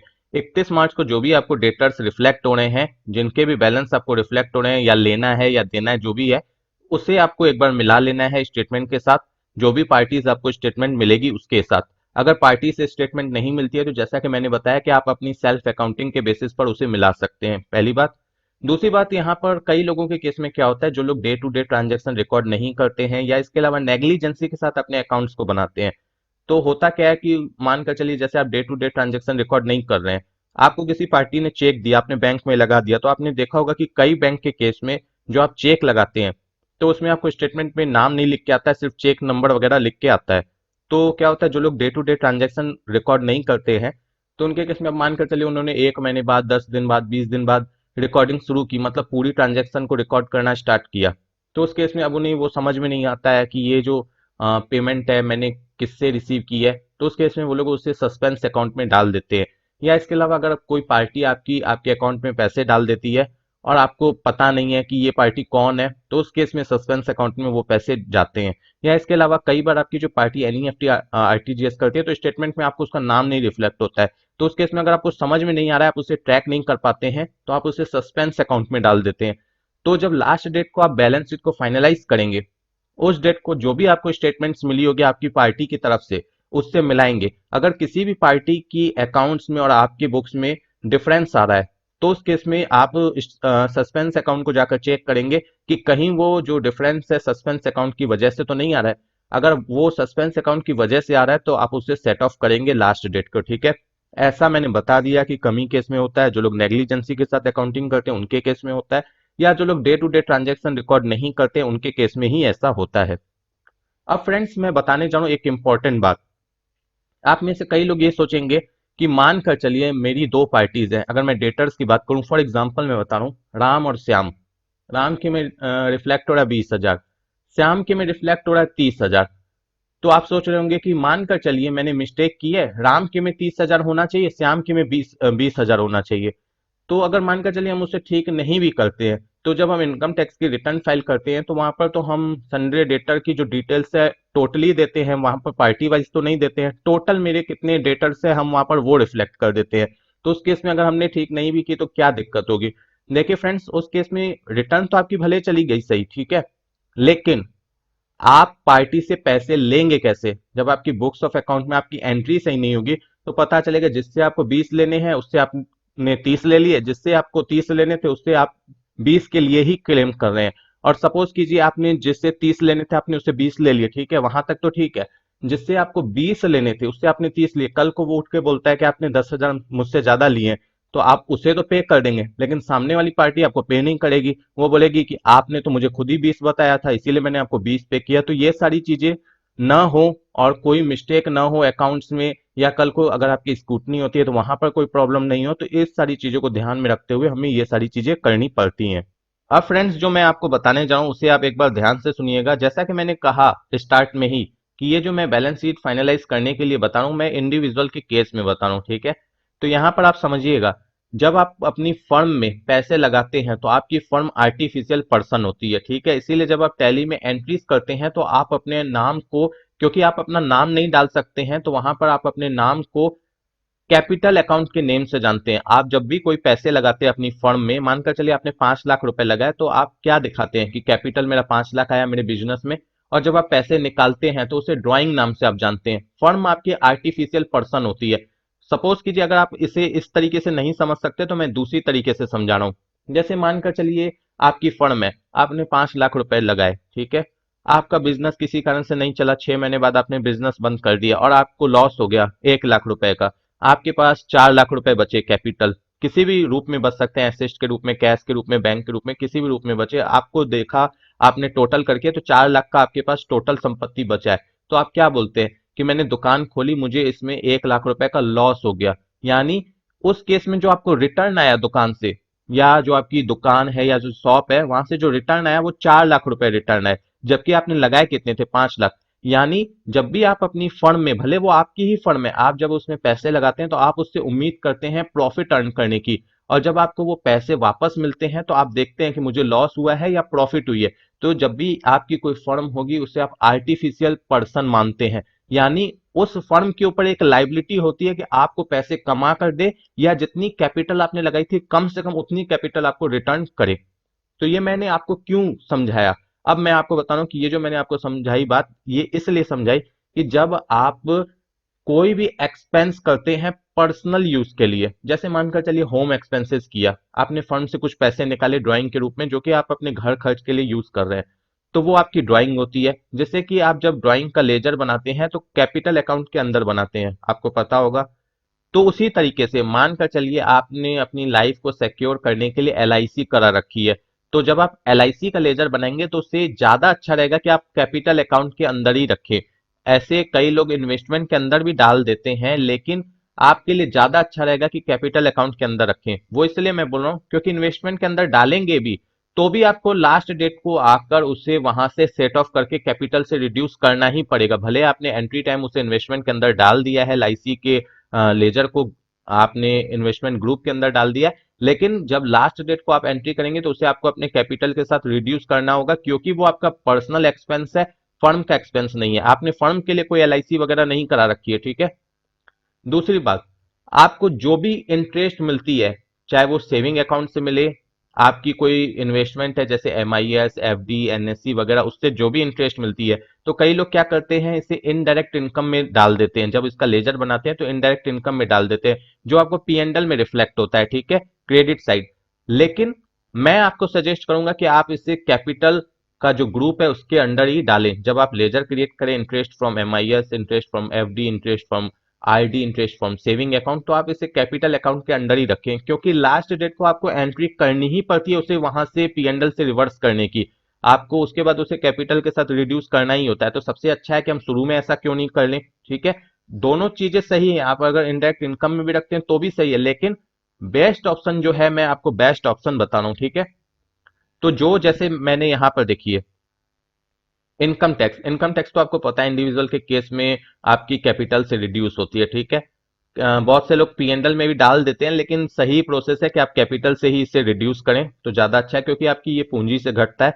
इसके अलावा जैसे इंटरेस्ट फ्रॉम एमआईएस, मैंने जब इसका ग्रुप बनाया था, जो सॉरी जब मैंने इसका लेजर बनाया था तो ग्रुप मैंने कैपिटल अकाउंट ही चूज किया था, जबकि इसके जगह कई लोग इनडायरेक्ट इनकम चूज कर लेते हैं। मुझे जो अच्छा लगा मैंने उस बेसिस पर इससे किया है, ठीक है, जो मुझे बेस्ट लगा। फिर इंटरेस्ट फ्रॉम एनएससी भी मैंने कैपिटल में रखा, इंटरेस्ट फ्रॉम सेविंग अकाउंट भी मैंने इसी में रखा। एलआईसी कई लोग इन्वेस्टमेंट में डाल देते हैं, इन्वेस्टमेंट में भी डाल के मुझे लाना तो वहीं पर है, तो उससे अच्छा कि मैं कैपिटल में क्यों नहीं रखूं, तो इसीलिए मैंने उसी में रखा। सेविंग बैंक की चार्जेस, जो भी सेविंग बैंक की चार्जेस होती है कई लोग क्या करते हैं उसे पीएनडल में दिखा देते हैं, जो कि गलत है। जो करंट अकाउंट की जो भी आपकी चार्जेस कट होती है उससे आपको पीएनडल में क्लेम करने का अधिकार है, सेविंग बैंक चार्जेस को नहीं, क्योंकि वो आपकी पर्सनल एक्सपेंस है, तो उस केस में वो आपकी कैपिटल से ही रिड्यूस होगी, ठीक है। कई लोग क्या करते हैं कि 200-400 रुपए की लालच में घुसा देते हैं पीएनडल में, कौन देखता है, ठीक है, लेकिन सही प्रोसेस जो है मैं वो बता रहा हूँ, ठीक है। तो इस तरीके से जब आप ये सारे लेजर्स जो आपको रिफ्लेक्ट हो रहे हैं, ये आपको कैपिटल अकाउंट के अंदर ही रखना है शुरू में एंट्री करते टाइम ही, ताकि आपको ये सारे अलग से रिफ्लेक्ट हो, कैपिटल के साथ ही रिफ्लेक्ट हो, आपको वो पीएनडल में या एसेट साइड इन्वेस्टमेंट में ना रिफ्लेक्ट हो, ठीक है। बेस्ट ऑप्शन जो है मैं वो आपको बता रहा हूँ। अब देखिए फ्रेंड्स, तो यहाँ पर ये रिफ्लेक्ट तो होते हैं कैपिटल में, जैसे आप अंदर जाएंगे, यहाँ पर सॉरी इसमें जाना है तो कैसे रिफ्लेक्ट हो रहा है आपको, देखिए कैपिटल, देखिए आपकी ओपनिंग कैपिटल 20,000 है, आपने अप्रैल में 3 लाख रुपए की कैपिटल इंट्रोड्यूस की अपने फर्म में। इसके अलावा यहाँ पर एलआईसी आपको रिफ्लेक्ट हो रही है कि 10,000 की मैंने एलआईसी करा रखी है इसी कैपिटल से। इसके अलावा यहाँ पर सेविंग बैंक चार्जेस मेरी डिडक्ट हुई है मेरे बैंक अकाउंट से, तो वो आपको डेबिट साइड रिफ्लेक्ट हो रही है। मुझे इसके लिए भी एक एंट्री पास करनी होगी ताकि ये मेरी नेट अमाउंट रिफ्लेक्ट हो जाए, यानी जो मेरी रेस्ट कैपिटल बचेगी ये सारे अमाउंट को रिड्यूस करने के बाद वो मुझे रिफ्लेक्ट हो, उसके लिए मुझे एक एंट्री पास करनी होगी। अभी यहाँ पर मैंने ड्राइंग की एंट्री नहीं की, अगर मैंने ड्राइंग की एंट्री की होती, यानी जो पैसे मैं अपने घर खर्च या किसी पर्सनल यूज के लिए निकाल रहा हूँ, तो वो भी मुझे यहाँ पर डेबिट साइड रिफ्लेक्ट होता और उसे भी मुझे लास्ट डेट को यानी 31 मार्च को सेट ऑफ करना पड़ता है अमाउंट के साथ, ताकि मुझे नेट फिगर रिफ्लेक्ट हो। ऐसे अगर आप देखेंगे तो नेट फिगर आपको रिफ्लेक्ट हो रही है। आप देखिए बाहर में जब आप डिटेल करके देखते हैं बैलेंस शीट को इस तरीके से, तो आपको यहाँ पर देखिए 3,09,980 रुपये रिफ्लेक्ट हो रहा है, और फिर आपको डिटेल में रिफ्लेक्ट होता है कि टोटल 320 था, और बाकी ये जो एक्सपेंसेस है वो आपको माइनस में रिफ्लेक्ट होता है। लेकिन मैं चाहता हूं कि जब वो मेरा नेक्स्ट ईयर मैं ट्रांसफर करके जाऊं यहाँ से अकाउंट, तो वहां पर मुझे ये जो एक्सपेंसेस है ये रिफ्लेक्ट ना हो, सिर्फ मुझे नेट फिगर ही रिफ्लेक्ट हो। तो उसके लिए हमें एक एंट्री पास करनी पड़ती है। फ्रेंड्स, अभी तक जैसे मैंने आपको कैपिटल अकाउंट में LIC, इंटरेस्ट फ्रॉम MIS वगैरह की जो डिटेल्स दिखाई बैलेंस शीट में, उन सारी चीजों की मैं एंट्रीज नहीं बताऊंगा कि आपको एंट्रीज कैसे करनी है। मैं यहाँ पर ये एज्यूम करके ही चल रहा हूँ, क्योंकि मैंने आपको शुरू में ही वीडियो की स्टार्टिंग में ही बोल दिया कि मैं ये मानते हुए चल रहा हूँ कि आपको अकाउंटिंग की प्रॉपर नॉलेज है। सिर्फ मैं आपको ये बता रहा हूँ कि बैलेंस शीट कैसे फाइनलाइज करनी है, ठीक है। अगर मैं उन सारी चीजों को बताने बैठूंगा तो एक एक टॉपिक के ऊपर बताने बैठूंगा तो बहुत ज्यादा देर हो जाएगी, ठीक है। इसीलिए मैं वो सारी चीजें नहीं बता रहा हूँ। अभी तक मैंने आपको बताया कि आपको बैलेंस शीट को फाइनलाइज करने के लिए क्या क्या चेक करना होता है। बैंक की डिटेल्स मैंने बताई, कैश बताया, स्टॉक बताया, क्रेडिटर और डेटर बताया, ठीक है।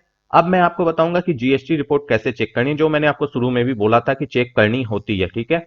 इसके बाद मैं बताऊंगा कि कौन सी ऐसी एंट्रीज है जो आपको 31 मार्च को पास करनी होती है बैलेंस शीट को फाइनलाइज करने के लिए। ऑलमोस्ट मैं लगभग सभी एंट्रीज के बारे में बता दूंगा।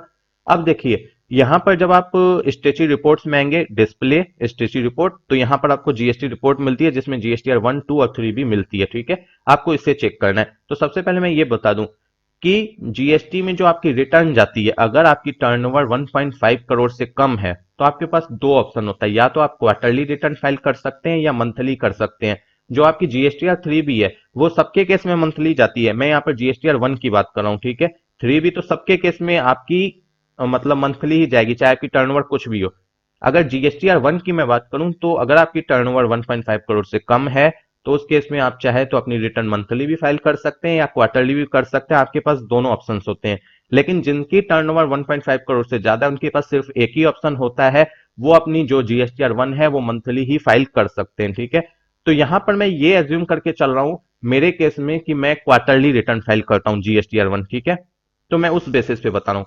तो देखिए फ्रेंड्स, अगर मैं पर्सनली अपनी बात करूं, तो जब भी मैं रिटर्न फाइल करता हूं GST की क्वार्टरली GSTR 1, तो उस केस में मैं जो भी रिटर्न फाइल करता हूं, चाहे मैं टैली के थ्रू डायरेक्टली करूं GST पोर्टल पे या मैनुअली जाके GST पोर्टल पे उसकी डिटेल्स डालूं, तो मैं इसका प्रिंट आउट निकाल लेता हूं। टैली में जो डिटेल्स रिफ्लेक्ट होती है GSTR 1 में, GSTR 2 में या GSTR 3 भी में, सबकी मैं प्रिंट आउट निकाल लेता हूं रिटर्न फाइल करने से पहले, और वो मैं अपने पास सेफली रखता हूं, ताकि मैं जब लास्टली चेक करूं, एनुअली जब मैं जाकर चेक करूं अपनी बैलेंस शीट को, या जब मुझे एनुअल रिटर्न फाइल करनी हो GSTR 9, तो वहां पर मुझे वो सारे डॉक्यूमेंट्स की रिक्वायर्ड होती है, जिसके कारण मैं उसे प्रिंट आउट करके रखता हूं।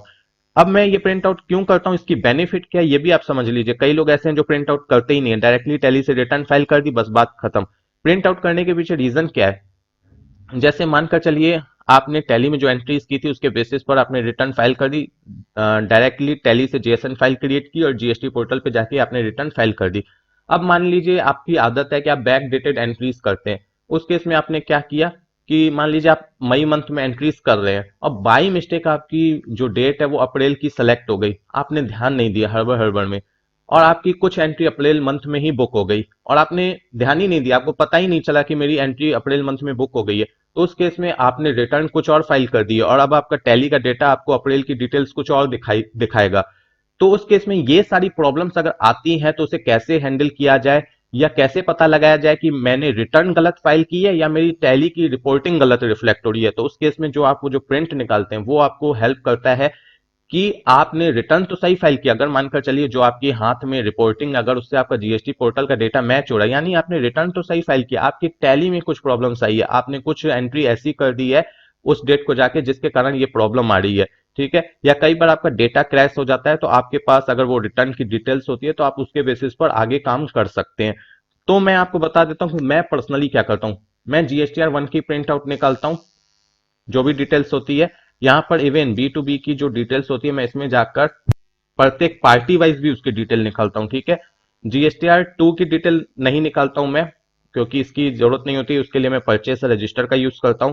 और GSTR 3B की मैं पूरी प्रिंट आउट निकालता हूं, वो यहाँ पर आप देख सकते हैं, इस पर प्रिंट है ना प्रिंट रिटर्न, इस पर आप क्लिक करके निकालेंगे तो आपको प्रॉपर वे में रिटर्न मिलेगी, जैसे कि जीएसटी पोर्टल पे होती है उसी फॉर्मेट में मिलेगी। ठीक है, तो मैं इस तरीके से निकालता हूँ। कई लोग तो अल्ट के साथ पी प्रेस करके भी प्रिंट निकाल लेते हैं, तो उस फॉर्म में मिलती है। अगर आप अल्ट के साथ पी प्रेस करके अपनी रिटर्न को निकालेंगे, जीएसटी या 3B की प्रिंट आउट को निकालेंगे, तो आपको इस फॉर्म में मिलेगी। अगर आप प्रिंट रिटर्न पर क्लिक करके निकालेंगे तो आपको जैसा जीएसटी पोर्टल का फॉर्मेट होता है उस फॉर्म में मिलेगी। ठीक है, इसके साथ साथ मैं अकाउंट्स बुक में जाता हूं, सेल्स रजिस्टर में जाता हूं, और जिस भी मंथ की मैं या जिस भी क्वार्टर की मैं मानकर चलिए रिटर्न फाइल कर रहा हूं, तो मैं उसमें जाता हूं, पीरियड सेलेक्ट करता हूं, उसके बाद कॉलमनर का यूज करके मतलब सारी डिटेल वाइज निकाल लेता हूं। डिटेल वाइज का मतलब जिसमें मुझे जब मैं प्रिंट निकालता हूं तो पूरी मतलब ये जो मैंने सेल किया है, किसे सेल किया है, कितना पीस सेल किया है, किस रेट से सेल किया है, टोटल अमाउंट क्या था, क्या आइटम सेल किया, पूरी डिटेल्स रहती है। और मानकर चलिए अगर मेरे किसी मंथ में 100 बिल है तो 5 से 6 पन्ने में निकल आते हैं। तो ये डेटा रखने से क्या फायदा होता है, एक तो रिटर्न जब आप मिलान करते हैं या जब बैलेंस शीट फाइनलाइज करते हैं तो वहां तो हेल्प करती है। इसके साथ साथ कभी आपका डेटा क्रैश हो जाता है, आपका करप्ट हो जाता है, आपका डेटा डिलीट हो जाता है, तो उस केस में आप अपने डेटा को वापस से फीड कर सकते हैं, आपको उसकी हेल्प मिलती है। क्योंकि अगर आपके पास कुछ एविडेंस ही नहीं रहेगा तो उस केस में आप डेटा को वापस से रिकवर करेंगे कैसे। तो ठीक है फ्रेंड्स, ये सारी चीजें मैं प्रिंट आउट करके रखता हूं, तो आपको भी मैं सजेस्ट करूंगा कि आप भी करके रखें जब भी आप रिटर्न फाइल करें जीएसटी की। परचेज की भी उसी तरीके से कर लेता हूं। परचेज के में सिर्फ मैं जो डिटेल्स है, टैक्सेबल वैल्यू, टैक्स, इसकी डिटेल करता हूं। यहां पर मैं क्वांटिटी और जो आइटम्स है उसकी डिटेल नहीं करता हूं, क्योंकि उस केस में मेरे पास परचेज रजिस्टर होता है। ठीक है, सॉरी, परचेज के बिल होते हैं, इसीलिए मैं उसकी डिटेल प्रिंट नहीं करता हूं।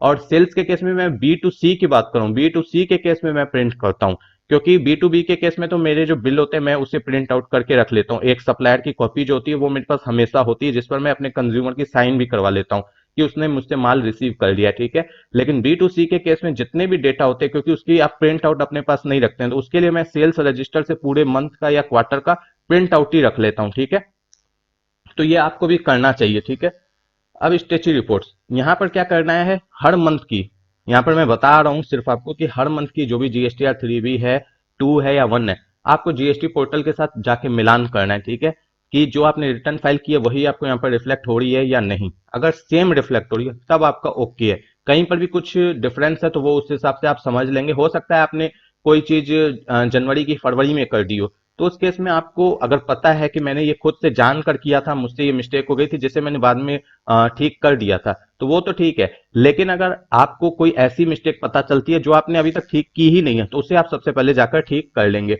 क्योंकि आपकी अगर ये 3 रिपोर्टिंग यहाँ पर सही है तो इसी के बेसिस पर आपका यहाँ पर जो ट्रेडिंग अकाउंट है ये भी सही हो जाएगा। ठीक है, तो आपको ट्रेडिंग अकाउंट अलग से मिलाने की जरूरत नहीं पड़ेगी। और मैं बता दूं, जीएसटीआर 1 को एक बार आप सेल्स रजिस्टर से जरूर मिला लें। सेल्स रजिस्टर से मिलाने का मतलब क्वार्टरली अगर आप रिटर्न फाइल करते हैं तो क्वार्टरली सेल्स रजिस्टर का, जैसे मैंने आपको कॉलमनर का यूज करने का बताया कि कॉलमनर का यूज करके आप कर सकते हैं। यहाँ पर मैंने डिटेल में नहीं बताया कि कॉलमनर का यूज कैसे होता है, इसके लिए मेरी सेपरेट वीडियो है। यहाँ पर सिर्फ मैंने बताया कि कॉलमनर का यूज करके आप उसमें डिटेल निकाल सकते हैं कि क्वार्टरली आपकी टोटल टैक्सेबल वैल्यू क्या थी, जीएसटी क्या थी, और कौन सी किस रेट में जीएसटी थी। वो इसलिए अगर आप मल्टीपल लेजर्स यूज करते हैं टैक्सेस के तो ही आपको निकलेगी। तो उस बेसिस पर आप जीएसटीआर 1 को एक बार मिला लें कि आपके सेल्स रजिस्टर में जो डिटेल्स रिफ्लेक्ट हो रही है वो जीएसटीआर 1 में रिफ्लेक्ट हो रही है या नहीं। क्योंकि कई बार ऐसा होता है कि कुछ ऐसी एंट्रीज है जिसका इफेक्ट मैंने खुद देखा है प्रैक्टिकली कि हमारे जीएसटीआर 1 पे नहीं पड़ता है या इनकम्प्लीट मिसमैच में चला जाता है, तो उस केस में आपको रिपोर्टिंग में डिफरेंस आ सकता है, तो वो आपको मिला लेना है। और जब भी जीएसटीआर 1 फाइल करें अपनी रिटर्न जीएसटी की, तो उस वक्त जब आप टैली का डेटा देखें तो हमेशा जीएसटीआर 1 और 3B में इनकम्प्लीट मिसमैच आपकी 0 होनी चाहिए, नहीं तो आपकी रिपोर्टिंग हमेशा गलत जाएगी जीएसटी पोर्टल पे। तो इन सारी चीजों का आपको ध्यान रखना होता है। फ्रेंड्स, आई होप कि मैंने आपको लगभग चीजें बता दी कि क्या क्या चीजें आपको ध्यान रखनी पड़ती है नॉर्मल केस में भी, और साथ में बैलेंस शीट को फाइनलाइज करने के टाइम में आपको क्या क्या चीजें चेक करनी होती है मैंने आपको बता दिया।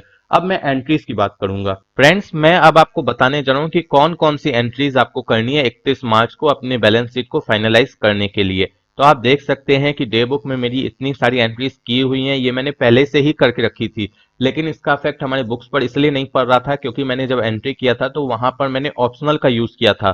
ठीक है, जिसके कारण इसका इफेक्ट बुक्स पर नहीं पड़ रहा था। बाद में जब मैं अभी ये सारी एंट्रीज आपको समझा दूंगा उसके बाद मैं इससे ऑप्शनल से हटा दूंगा ताकि इसका इफेक्ट मेरे बुक्स पर पड़ जाए। 31 मार्च को आपको, अगर आपके पास फिक्स्ड एसेट है आपके बिजनेस में, कोई भी फिक्स्ड एसेट है, तो उस केस में आपको उसके ऊपर डेप्रीसिएशन चार्ज करनी होती है। ठीक है, डेप्रीसिएशन जरूरी नहीं है, ऐसा नहीं है कि आपको चार्ज करनी है। अगर आप नहीं कर रहे हैं तो कोई दिक्कत नहीं है, लेकिन अगर आप कर रहे हैं तो इससे आप ही को बेनिफिट मिलेगी। आपकी प्रॉफिट एंड लॉस में जाकर ये डेप्रीसिएशन एक एक्सपेंस की तरह बुक हो जाएगी, जिससे कि आपका प्रॉफिट कम हो जाएगा और उसके कारण अल्टीमेटली आपको इनकम टैक्स भी कम पे करनी पड़ेगी। ठीक है, अब रही बात की डेप्रीसिएशन के बारे में मैं आपको डिटेल में बताऊं, तो ये मैं आपको डिटेल में नहीं बता सकता क्योंकि इससे मेरी वीडियो लेंदी हो जाएगी। इसके लिए मेरी ऑलरेडी डिटेल वीडियो है जिसमें मैंने डेप्रीसिएशन के बारे में ही बताया है, अभी रिसेंटली मैंने अपलोड की थी। तो मैं उस वीडियो के लिंक आपको इस वीडियो के डिस्क्रिप्शन बॉक्स में दे दूंगा, अगर आपको समझना हो तो आप वहां से समझ सकते हैं। तो देखिए, जैसे मेरे पास फिक्स्ड एसेट के रूप में कंप्यूटर था, तो उसके ऊपर डेप्रीसिएशन मैंने चार्ज किया 40% के हिसाब से, क्योंकि 180 दिन से ज्यादा यूज हुआ था ये मेरा कंप्यूटर। तो यहाँ पर 8,000 रुपए की डेप्रीसिएशन आई है। ठीक है, इस तरीके से आपको 31 मार्च को एंट्री पास करनी है। जर्नल वॉचर में डेप्रीसिएशन डेबिट होगा और क्रेडिट होगा, जो भी आपका फिक्स्ड एसेट हो वो, मेरे केस में जैसे कंप्यूटर है। तो फ्रेंड्स, अब देखिए सेकेंड एंट्री क्या हो सकती है।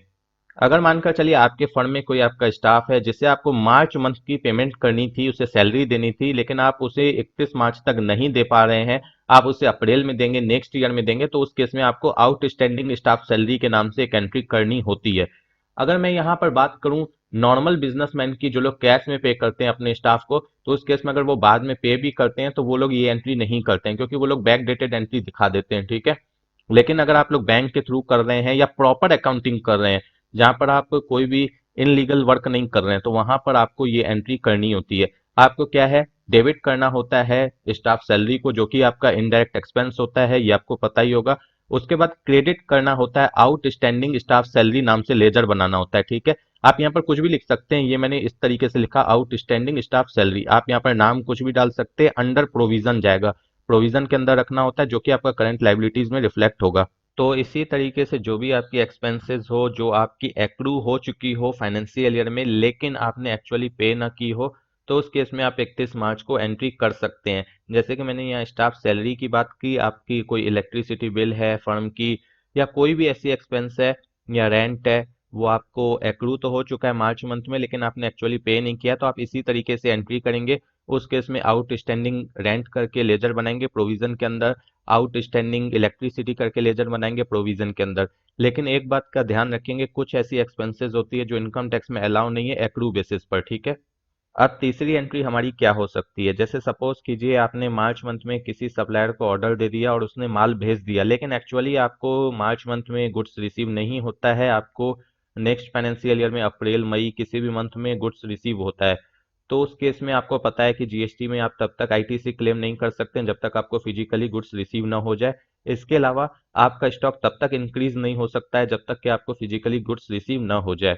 तो उस केस में आपको ये एंट्री होगी, आपको डेबिट करना होगा स्टॉक इन ट्रांजिट को या गुड्स इन ट्रांजिट को, जो भी आप नाम देना चाहें लेजर को, अंडर रहेगा करंट एसेट्स ये लेजर, और क्रेडिट करना होगा उस पार्टी को जिस पार्टी से आपको वो माल आने वाला था। ठीक है, ये एंट्री होगी। और इसकी अगर डिटेल वीडियो चाहिए तो मेरी डिटेल वीडियो ऑलरेडी है, जिसमें मैंने हर चीज़ें बता रखी है कि नेक्स्ट ईयर में आपको क्या क्या करना होगा, रिटर्न में कैसे डिटेल्स देनी होगी।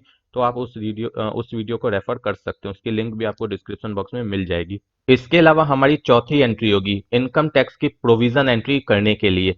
ये एंट्री आपको तभी करनी है जब आपको अपनी प्रॉफिट को देखने के बाद ऐसा लगता है कि असेसमेंट ईयर में मुझे इनकम टैक्स पे करनी पड़ेगी, तो ही इनकम टैक्स की प्रोविजन एंट्री करेंगे। अगर आपको लगता है कि इनकम टैक्स पे ही नहीं करनी पड़ेगी, तो उस केस में आपको इनकम टैक्स की प्रोविजन एंट्री करने की कोई रिक्वायरमेंट नहीं है। अब मैं यहाँ पर बता दूं कि अगर आपने एडवांस टैक्स पे कर रखी है, इनकम टैक्स में एडवांस टैक्स भी होती है, अगर आपने पे कर रखी है तो उस केस में भी आपको इनकम टैक्स की प्रोविजन एंट्री पास करनी ही पड़ेगी। जितने अमाउंट को आपको टोटल पे करना है, जितनी अमाउंट की आपकी लाइबिलिटी है उस फाइनेंशियल ईयर की पे करने की, चाहे आपने एडवांस टैक्स के रूप में उसे पे करके क्यों न रखा हो, आपको फुल अमाउंट की प्रोविजन एंट्री पास करनी पड़ेगी। अगर आपने एडवांस टैक्स ज्यादा भी पे कर रखा है तो भी आपको प्रोविजन एंट्री फुल अमाउंट की करनी पड़ेगी कि टोटल आपको इस ईयर के इनकम पर कितना टैक्स पे करना था, इसकी ये एंट्री एक करके रखनी पड़ेगी। अब फ्रेंड्स, आप सोच रहे होंगे कि प्रोविजन एंट्री क्यों करनी पड़ती है, एडवांस टैक्स को कैसे एडजस्ट करते हैं हम प्रोविजन एंट्री के साथ, एडवांस टैक्स की एंट्री कैसे होती है, टीडीएस जो हमारी कटी है उसकी एंट्री कैसे होती है, इन सारी चीजों को कैसे एडजस्ट करते हैं, असेसमेंट ईयर में इनकी एंट्री का क्या इफेक्ट होता है। तो इन सारी चीजों को जानने के लिए आप मेरी डिटेल वीडियो देख सकते हैं जो 1 सवा घंटे की है, जिसकी लिंक आपको इस वीडियो के डिस्क्रिप्शन बॉक्स में मिल जाएगी। यहाँ पर सिर्फ मैं आपको समझा रहा हूँ कि आपने एडवांस टैक्स पे की हो न की हो, आपको प्रोविजन एंट्री इनकम टैक्स की 31 मार्च को करनी पड़ती है अगर आपकी टैक्स लायबिलिटी बनती है तो। और मेरे केस में मैंने यहाँ पर एडवांस टैक्स का कोई कॉन्सेप्ट नहीं लिया है, जो मैंने यहाँ पर डेमो तैयार किया इसमें मैंने कोई एडवांस टैक्स का कॉन्सेप्ट नहीं लिया है। अब इंडिविजुअल के केस में यहाँ पर जो एंट्री होगी, इनकम टैक्स का लेजर बनाएंगे। अब यहाँ पर नाम आप कुछ भी डाल सकते हैं, income tax for financial year 19-20, जैसे मेरे केस में 19-20 फाइनेंशियल ईयर है, इस तरीके से भी लिख सकते हैं, या जो भी आपको अच्छा लगे उस तरीके से आप लिख सकते हैं। और उसे रखेंगे कैपिटल अकाउंट के अंदर, जो डेबिट में आपको रिफ्लेक्ट हो रहा है उसे कैपिटल अकाउंट के अंदर रखेंगे। और क्रेडिट में जो आपको इनकम टैक्स पेबल रिफ्लेक्ट हो रहा है ये प्रोविजन है, यानी इस केस में ये जो लेजर बनेगा अंडर प्रोविजन बनेगा, और इसमें मार्किंग कर देंगे फाइनेंशियल ईयर की या असेसमेंट ईयर की। अगर असेसमेंट ईयर की मार्किंग करेंगे तो ए वाई लिखेंगे, फाइनेंशियल ईयर की मार्किंग करेंगे तो एफ वाई लिखेंगे, ठीक है, जिससे कि आपको पता चल सके कि ये जो आपको टैक्स पे करनी है किस ईयर के लिए करनी है। इस तरीके की ये एंट्री होगी। और मैंने बता दिया कि डिटेल में जानने के लिए आप मेरी वो वीडियो प्रेफर कर सकते हैं। अब यहाँ पर जो 5वीं एंट्री होगी वो क्या होगी, जैसे सपोज कीजिए ये एंट्री सबके केस में नहीं होगी, लेकिन अगर किसी के केस में ऐसी सिचुएशन आती है तो ही होगी। जैसे कई बार ऐसा होता है कि आपने जो एमआईएस में पैसे लगा रखे हैं या किसी ऐसी इन्वेस्टमेंट में पैसे लगा रखे हैं जिसकी इंटरेस्ट आपको सेम ईयर में नहीं मिलती है, जैसे कि 31 मार्च तक नहीं मिल पाई आपको, 4-5 अप्रैल को मिलती है नेक्स्ट ईयर में, या 10 अप्रैल को मिलती है नेक्स्ट ईयर में, तो उस केस में आपको ये एक एंट्री होती है, ताकि आपका जो भी इन्वेस्टमेंट है जैसे एमआईएस है उसका जो लास्ट बैलेंस है, क्लोजिंग बैलेंस है, उसे आप अपने बैलेंस शीट के साथ मिला सकें। कई लोग क्या करते हैं डायरेक्ट इंटरेस्ट की एंट्री कर देते हैं, जिससे कि उनका जो एमआईएस का अकाउंट है, जैसे मेरे केस में एमआईएस है तो वो पूरा ऐड हो जाता है। तो क्लोजिंग बैलेंस जो उनकी पासबुक में रिफ्लेक्ट होती है और जो टैली में रिफ्लेक्ट होती है दोनों में डिफरेंस आता है, क्योंकि पासबुक में वो इंटरेस्ट उन्हें नेक्स्ट ईयर मिलती है जो कि है प्रीवियस ईयर की, लेकिन मिल रही है नेक्स्ट ईयर में, ठीक है। तो उस केस में आपको ये एंट्री अगर आप करेंगे तो सही रहेगा। जिस केस में आपको इंटरेस्ट सेम ईयर में नहीं मिलती है आपकी उसी ईयर की लेकिन मिल रही है आपको अगले ईयर में, तो उस केस में आपको यहाँ पर डेबिट करना होता है इंटरेस्ट एक्रू फ्रॉम जो भी है, जैसे मेरे केस में एमआईएस है तो आपके केस में जो भी हो, जो भी अकाउंट हो जिसके ऊपर आपको इंटरेस्ट मिल रही है वो करेंगे, अंडर इसे रखेंगे करंट एसेट, ठीक है। और उसके बाद इंटरेस्ट फ्रॉम एमआईएस, ये तो मैंने बता दिया कि इंडिविजुअल के केस में आपको कैपिटल में रखना है अंडर कैपिटल अकाउंट। अगर आप इनडायरेक्ट इनकम में भी रखते हैं तो भी ठीक है। तो आपको इस तरीके से ये एक एंट्री पास करनी होगी, और आप देख रहे हैं सारी एंट्री जर्नल वॉचर में हो रही है, 31 मार्च को हो रही है। और डेबिट क्रेडिट पर आपको ध्यान देना है, ठीक है, कि कौन सी डेबिट है कौन सी क्रेडिट है। अगर आपको नहीं समझ में आए तो फिर से वीडियो को रिवाइंड करके एक बार देख लीजिए। इसके अलावा 31 मार्च को आपको और एंट्रीज भी करनी होती है, जैसे जिस केस में आपको सेविंग अकाउंट में या कोई इन्वेस्टमेंट है, जैसे मेरे केस में मैंने एनएससी ली है, आपको इंटरेस्ट ही 31 मार्च को मिल रही है, यानी आपके बुक्स में जो इंटरेस्ट क्रेडिट की जा रही है, आपके जो अकाउंट में इंटरेस्ट क्रेडिट की जा रही है वो 31 मार्च को की जा रही है। तो उस केस में ये एंट्री होगी, डेबिट करना होगा जो भी आपकी इन्वेस्टमेंट हो या जो भी बैंक अकाउंट हो वो आपको डेबिट करना होगा, जैसे मेरे केस में मैंने एनएससी को डेबिट किया है। और उसके बाद क्रेडिट करेंगे इंटरेस्ट फ्रॉम, जैसे मेरे केस में एनएससी, आपके केस में इंटरेस्ट फ्रॉम सेविंग अकाउंट। इस तरीके से अगर लेजर आपने बना रखा है अलग अलग तो आप उससे यहाँ पर लेंगे। अगर आपने सिर्फ इंटरेस्ट का लेजर बना रखा है, अलग अलग लेजर नहीं बनाया सेपरेटली हर एक के लिए, तो आप उससे ही ले सकते हैं क्रेडिट में, ठीक है।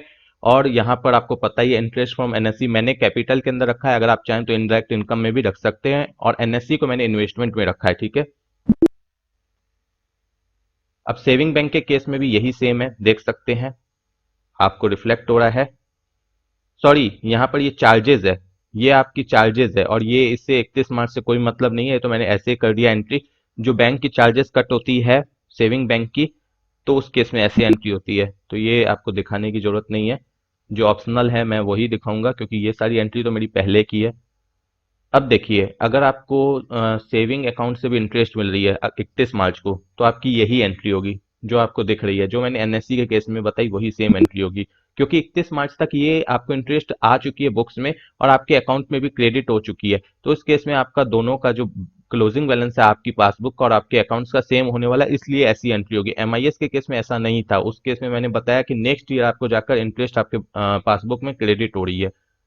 अब यहाँ पर प्रॉफिट एंड लॉस अकाउंट, जो भी प्रॉफिट आपकी सारी चीजें करने के बाद, जैसे डेप्रिसिएशन की एंट्री वगैरह करने के बाद, सब कुछ करने के बाद जो लास्ट में आपकी प्रॉफिट आपको रिफ्लेक्ट होगी बैलेंस शीट में, या जो आपको प्रॉफिट एंड लॉस अकाउंट में नेट प्रॉफिट रिफ्लेक्ट होगा, क्योंकि जो प्रॉफिट एंड लॉस अकाउंट में नेट प्रॉफिट रिफ्लेक्ट होता है वही आपको बैलेंस शीट में उठ के आता है, उसे आपको कैपिटल में ऐड करना होगा, क्योंकि इंडिविजुअल के केस में वो सारी चीजें ऐड हो जाती है कैपिटल में। तब नेक्स्ट ईयर जब आप जाते हैं, फाइनेंशियल ईयर जो है हमारी नेक्स्ट, वहां पर आपको प्रॉफिट एंड लॉस कुछ रिफ्लेक्ट नहीं होता है, जीरो रिफ्लेक्ट होता है, अब उस ईयर की इनकम स्टार्ट होती है। ठीक है, तो इसीलिए जो भी प्रॉफिट आपको रिफ्लेक्ट हो बैलेंस शीट में, उसे आपको कैपिटल में ट्रांसफर करना होता है, यानी कैपिटल में ऐड करना होता है 31 मार्च को। तो डेबिट करेंगे प्रॉफिट एंड लॉस अकाउंट के लेजर को, और क्रेडिट करेंगे कैपिटल अकाउंट को। ठीक है, जितना भी अमाउंट आपको रिफ्लेक्ट हो पूरा का पूरा। अब इसके बाद, जैसे कि मैंने आपको बताया था कि जो आपको बैलेंस शीट में एलआईसी या सेविंग बैंक चार्जेस या ड्राइंग, या इसके अलावा जो भी चीजें आपकी पर्सनल चीजें हैं जो आप खर्च करते हैं अपने ऊपर फर्म के पैसे से, तो उसे आपको कैपिटल से रिड्यूस करना होता है, ताकि आपको नेट पता चले कि आपके पास कैपिटल कितना है, और नेक्स्ट ईयर जब आपका ट्रांसफर होके जाए अकाउंट, तो वहां पर आपको नेट फिगर ही रिफ्लेक्ट हो, वहां पर ये सारी डिटेल्स रिफ्लेक्ट नहीं हो कि इसमें इतना खर्चा किया था, इसमें इतना खर्चा किया था। ठीक है, तो उस केस में आपको डेबिट करना होता है कैपिटल अकाउंट को, और क्रेडिट करना होता है जो भी आपकी एलआईसी हो, सेविंग बैंक चार्जेस हो, ड्राइंग हो, जो भी चीजें हो उसे आपको क्रेडिट करना होता है। ठीक है, और जितना अमाउंट है उस बेसिस पे आप करेंगे।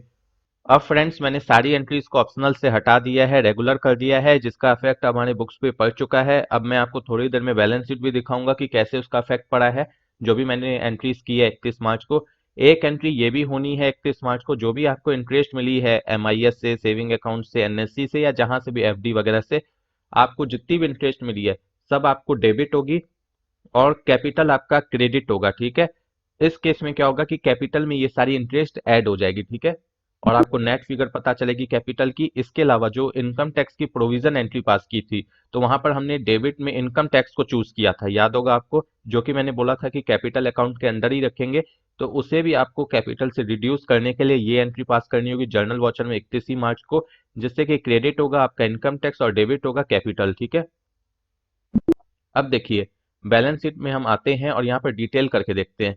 तो अब आपको सिर्फ यहाँ पर कैपिटल रिफ्लेक्ट हो रहा है 3,83,000 रुपए, 3,83,060 रुपए 80 पैसे। यहाँ पर कोई बाकी डिटेल सब आपको रिफ्लेक्ट नहीं हो रही है। तो जब हम नेक्स्ट ईयर में इसे ट्रांसफर करेंगे, चाहे पीरियड चेंज करके करें या स्प्लिट करके करें, तो वहां पर सिर्फ हमें ये कैपिटल रिफ्लेक्ट होगा, वहां पर हमें डिटेल नहीं आएगी कि कितनी प्रॉफिट थी पिछले साल की, या कितना एक्सपेंस था, किस हेड में क्या एक्सपेंस था, वो सारे हमारे नील हो चुके हैं। हमें ये नील करना होता है, जिसके कारण हमें ये सारी एंट्रीज करनी होती है। ठीक है, अब इसके अलावा अगर मैं बात करूं जैसे करंट लाइबिलिटीज की, तो यहाँ पर देखिए प्रोविजन में आपको रिफ्लेक्ट हो रहा है कि आपको स्टाफ को 1,000 रुपए देने हैं जो अभी तक आपने दिए नहीं है। इनकम टैक्स पेबल आपको 500 रुपए देने हैं जो अभी तक दिए नहीं है। ये नेक्स्ट ईयर पता चलेगा कि इतने देने थे कि नहीं देने थे, या इससे ज्यादा देने थे इनकम टैक्स के केस में मैं बता रहा हूँ। तो उस केस में हम नेक्स्ट ईयर में जाके इसके एडजस्टमेंट एंट्री कर सकते हैं, अगर हमने एडवांस टैक्स भी पे कर रखी है तो। और इसके लिए मैंने बता दिया कि डिटेल में जानना है, सारी चीजें अच्छे से जाननी है इनकम टैक्स के बारे में, तो आप मेरी वो वीडियो रेफर कर सकते हैं। इसके अलावा ड्यूटीज एंड टैक्सेस की अगर मैं बात करूं, जैसे कि सीजीएसटी और एसजीएसटी मेरे केस में लास्ट आउटपुट में बची है, तो इस केस में तो कोई दिक्कत नहीं है। मेरा जो लास्ट आउटपुट में बचा है ये मेरा लाइबिलिटी है, मतलब पे करने की। मैं 31 मार्च को अगर पे कर देता हूँ, 31 मार्च तक अगर मैं पे कर देता हूँ तब तो कोई दिक्कत नहीं है। अगर मैं पे नहीं करता हूँ तो ये मेरी लाइबिलिटी में पड़ा रहेगा कि मुझे इतनी गवर्नमेंट को पे करनी है। लेकिन कई लोगों के केस में क्या होता है कि जैसे मार्च में इनपुट भी है आउटपुट भी है, और उन्होंने अभी तक उसे एडजस्ट नहीं किया। ठीक है, कि कितना इनपुट मेरा एडजस्ट होगा और कितना मेरी लाइबिलिटी बनेगी पे करने की।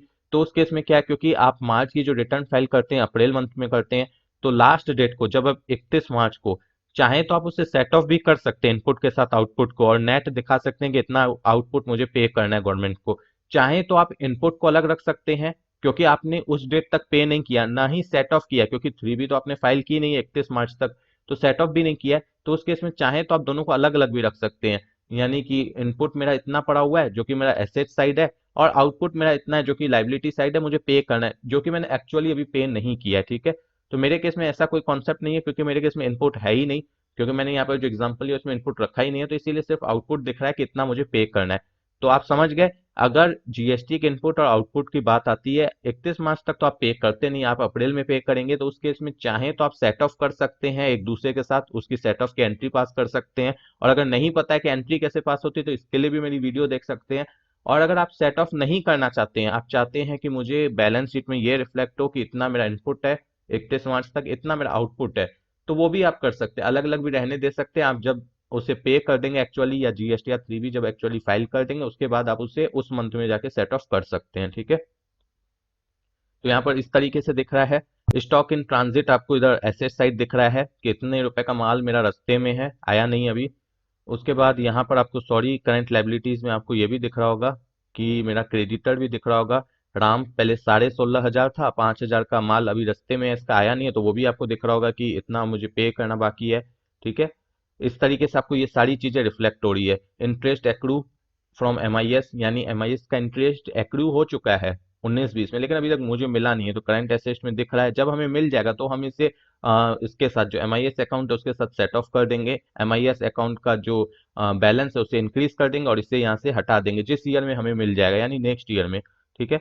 इसके अलावा बैंक की डिटेल्स है वो तो है ही, बाकी ये सारी डिटेल्स है, क्लोजिंग स्टॉक वगैरह तो आपको पता ही है। यहाँ पर मेरा कंप्यूटर का अमाउंट रिड्यूस हो चुका है 8,000 से, टोटल 20,000 का था मेरा प्राइस इसका। और यहाँ पर डेप्रीसिएशन चार्ज करने के बाद इसका जो रेस्ट बैलेंस बचा है WDV, वो मेरा 12,000 रुपये बचा है।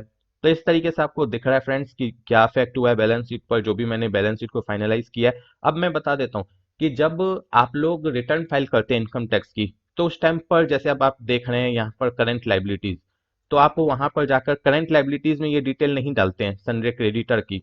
अगर वहां पर सनरे क्रेडिटर है तो उस केस में तो आप डाल देते हैं जब उसे आपको पे करना है। जैसे मेरे केस में मुझे पे करना है सनरे क्रेडिटर को, जब मुझे पे करना है तो उस केस में मैं जब रिटर्न फाइल करता हूँ इनकम टैक्स की, तो वहां पर मैं सनरे क्रेडिटर में जाकर डिटेल्स डाल देता हूँ कि टोटल मुझे इतना पे करना है सारे क्रेडिटर्स के अमाउंट को मिलाकर, ठीक है। लेकिन अगर मानकर चलिए मैंने किसी क्रेडिटर को एडवांस दे रखा है, या सारे मेरे क्रेडिटर के पास एडवांस रहता है, तो उस केस में ये मेरा जो डिटेल है क्रेडिटर का, ये करंट सॉरी इसमें सनरे क्रेडिटर में नहीं जाएगा इनकम टैक्स में, क्योंकि यहाँ पर मैंने एडवांस पे करके रखा है और ये मेरा एसेट है, ये मुझे उनसे लेना है। जब तक मुझे माल नहीं आ जाता है तब तक मुझे ये मान के चलना है कि मुझे उनसे ये पैसे वापस लेने हैं। तो उस केस में एसेट साइड अदर इनकम में सॉरी अदर एसेट्स में भी आप दिखा सकते हैं, या लोन्स एंड एडवांसेस में भी दिखा सकते हैं। वहां पर आपको इनकम टैक्स की रिटर्न फाइल करते वक्त आपको ऑप्शन मिलता है अदर एसेट्स का या लोन्स एंड एडवांसेस का। जो एसेट साइड आपको मिलता है तो वहां पर भी आप दिखा सकते हैं। तो आप समझिएगा मेरी बात, अगर क्रेडिट साइड जो बैलेंस रिफ्लेक्ट हो रहा है क्रेडिटर का, वो आपको इनकम टैक्स की रिटर्न फाइल करते टाइम लाइबिलिटी साइड सनरे क्रेडिटर में ही दिखानी है। लेकिन अगर जो बैलेंस आपको जिस क्रेडिटर का डेबिट साइड रिफ्लेक्ट हो रहा है उसे आपको एसेट साइड रिफ्लेक्ट करना होगा इनकम टैक्स की रिटर्न फाइल करते वक्त। चाहे तो आप लोन्स एंड एडवांसेस में कर सकते हैं, या इसके अलावा आप अदर एसेट में कर सकते हैं, ठीक है। इसी तरीके से डेटर के केस में भी है। अगर मानकर चलिए कोई डेटर है जिसका बैलेंस आपको डेबिट साइड रिफ्लेक्ट हो रहा है, दैट मीन्स कि आपको उससे पैसे लेने हैं, तो आप इनकम टैक्स की रिटर्न फाइल करते टाइम उसे एसेट साइड ही दिखाएंगे और उसे Sunday credit sorry Sunday debtor में ही दिखाएंगे। लेकिन अगर उसने एडवांस पे करके रखा है और आपको बैलेंस टैली में क्रेडिट साइड रिफ्लेक्ट हो रहा है, तो इस केस में ये आपकी लाइबिलिटी है। अगर आप उसे माल नहीं दे पाते हैं तो उस केस में आपको उसे पैसे लौटाने पड़ेंगे अपने डेटर को। तो उस केस में ये आपकी लाइबिलिटी है, तो आपको ये जो अमाउंट है ये आपको कहाँ दिखाना है, अदर लाइबिलिटी में दिखा देना है, ठीक है। क्योंकि ये आपका क्रेडिटर भी नहीं है कि आप इसे क्रेडिटर में दिखा देंगे, अदर लाइबिलिटी में दिखा देंगे, ठीक है। इस तरीके से आप दिखाकर काम चला सकते हैं, ठीक है। तो फ्रेंड्स आपको समझ में आया। कुछ लोग सोचते हैं कि हम लोग सेट ऑफ करके दिखा देंगे, सेट ऑफ मीन समझ रहे हैं आप कि टोटल डेबिट साइड देखेंगे, टोटल क्रेडिट साइड देखेंगे, सेट ऑफ फिगर आ गई उस बेसिस पे दिखा देंगे। तो वैसे मत कीजिएगा, क्योंकि यहाँ पर इनकी डिटेल्स जब आप कंप्यूटेशन बनाते हैं अपने पास बैलेंस शीट, तो वहां पर आप अलग अलग दिखाते हैं कि मेरा इस डेटर के पास इतना है, इस क्रेडिटर के पास इतना है, इस के पास इतना है, तो उस केस में आपको बायफर्केट करके अलग अलग दिखाना है वहां पर। ऐसा नहीं कि टोटल मतलब इनका जो फाइनल वैल्यू आएगा, मतलब डेबिट और क्रेडिट को लेस करने के बाद वैसे बैलेंस को नहीं दिखाना है, ठीक है, वो आपको ध्यान में रखना होगा। ठीक है फ्रेंड्स, आपको मेरी सारी बातें क्लियर हो गई अभी तक जो भी मैंने बताया, और अब आपको पता चल गया कि बैलेंस शीट कैसे फाइनलाइज करनी है। और 31 मार्च को जो मैंने एंट्रीज दिखाई, इसके अलावा भी कुछ एंट्रीज हो सकती है, वो आपके ट्रांजैक्शन पे डिपेंड करती है। जैसे प्रोविजन फॉर डाउटफुल डेब्ट्स वगैरह की भी एंट्री हो सकती है, तो वो आपके ट्रांजैक्शन पे डिपेंड करती है कि आप किस तरीके के ट्रांजैक्शन करते हैं, ठीक है। तो फ्रेंड्स, आज के लिए इतना ही, और मुझे लगता है कि मैंने आपको सारी चीजें बता दी हैं। आई होप कि मैंने आपको बैलेंस शीट को फाइनलाइज करने के लिए जो भी प्रोसेस थे या जो भी एंट्रीज थी या इसके अलावा जो भी मेरा कॉन्सेप्ट था, मैंने आपको क्लियर कर दिया है। लेकिन अगर आप में से कई लोग असंतुष्ट हैं, आपको लगता है कि मैंने जो भी चीजें बताई हैं उसमें कई सारी कमियां हैं, या कई सारी चीजें मैं आपको बताना भूल गया हूं, कई सारी चीजें मैंने नहीं बताई है, तो मैं यहाँ पर एक बात आपको क्लियर कर दूं कि मैं क्या, कोई भी आपको बैलेंस शीट फाइनलाइज करने के लिए सारी चीजें नहीं बता सकता है। आपको लगता होगा कि ये टॉपिक तो बहुत छोटी है, लेकिन आप एक बात समझिए कि पूरे साल का अकाउंट्स आप जो फाइनलाइज कर रहे हैं वो एक दिन में कर रहे हैं, तो कोई भी व्यक्ति आपको पूरे साल में आपने क्या एंट्रीज की होगी अपने मन से कुछ भी सोचकर आपको समझा नहीं सकता जब तक कि उसे एक्चुअली आपकी सिचुएशन ना पता हो, ठीक है। आपको सिर्फ सजेस्ट कर सकता है कि आपको किस तरीके से काम करना है, ज्यादा से ज्यादा आपकी हेल्प कर सकता है, लेकिन कंप्लीटली आपको गाइडेंस नहीं दे सकता जब तक कि एक्चुअल आपकी प्रॉब्लम उसे पता ना हो, ठीक है। तो कहीं से भी आपको इसकी हेल्प नहीं मिलेगी, आप यूट्यूब पे देख लीजिए या कहीं से लेक्चर भी सुन लीजिए। जितनी मेरी तरफ से या जितनी और लोगों की तरफ से कोशिश होती है आपको समझाने की, उतनी सबको ही करते हैं। तो अगर आपको मेरी ये वीडियो पसंद आई हो तो प्लीज वीडियो को लाइक कीजिएगा। अगर आपने अभी तक मेरे चैनल को सब्सक्राइब नहीं किया तो सब्सक्राइब कीजिएगा। अगर कोई क्वेरीज हो तो कमेंट करके मुझे बताइएगा। और फ्रेंड्स, हो सके तो इसे अपने फ्रेंड्स के साथ जरूर शेयर कीजिएगा। Thank you friends for watching my video.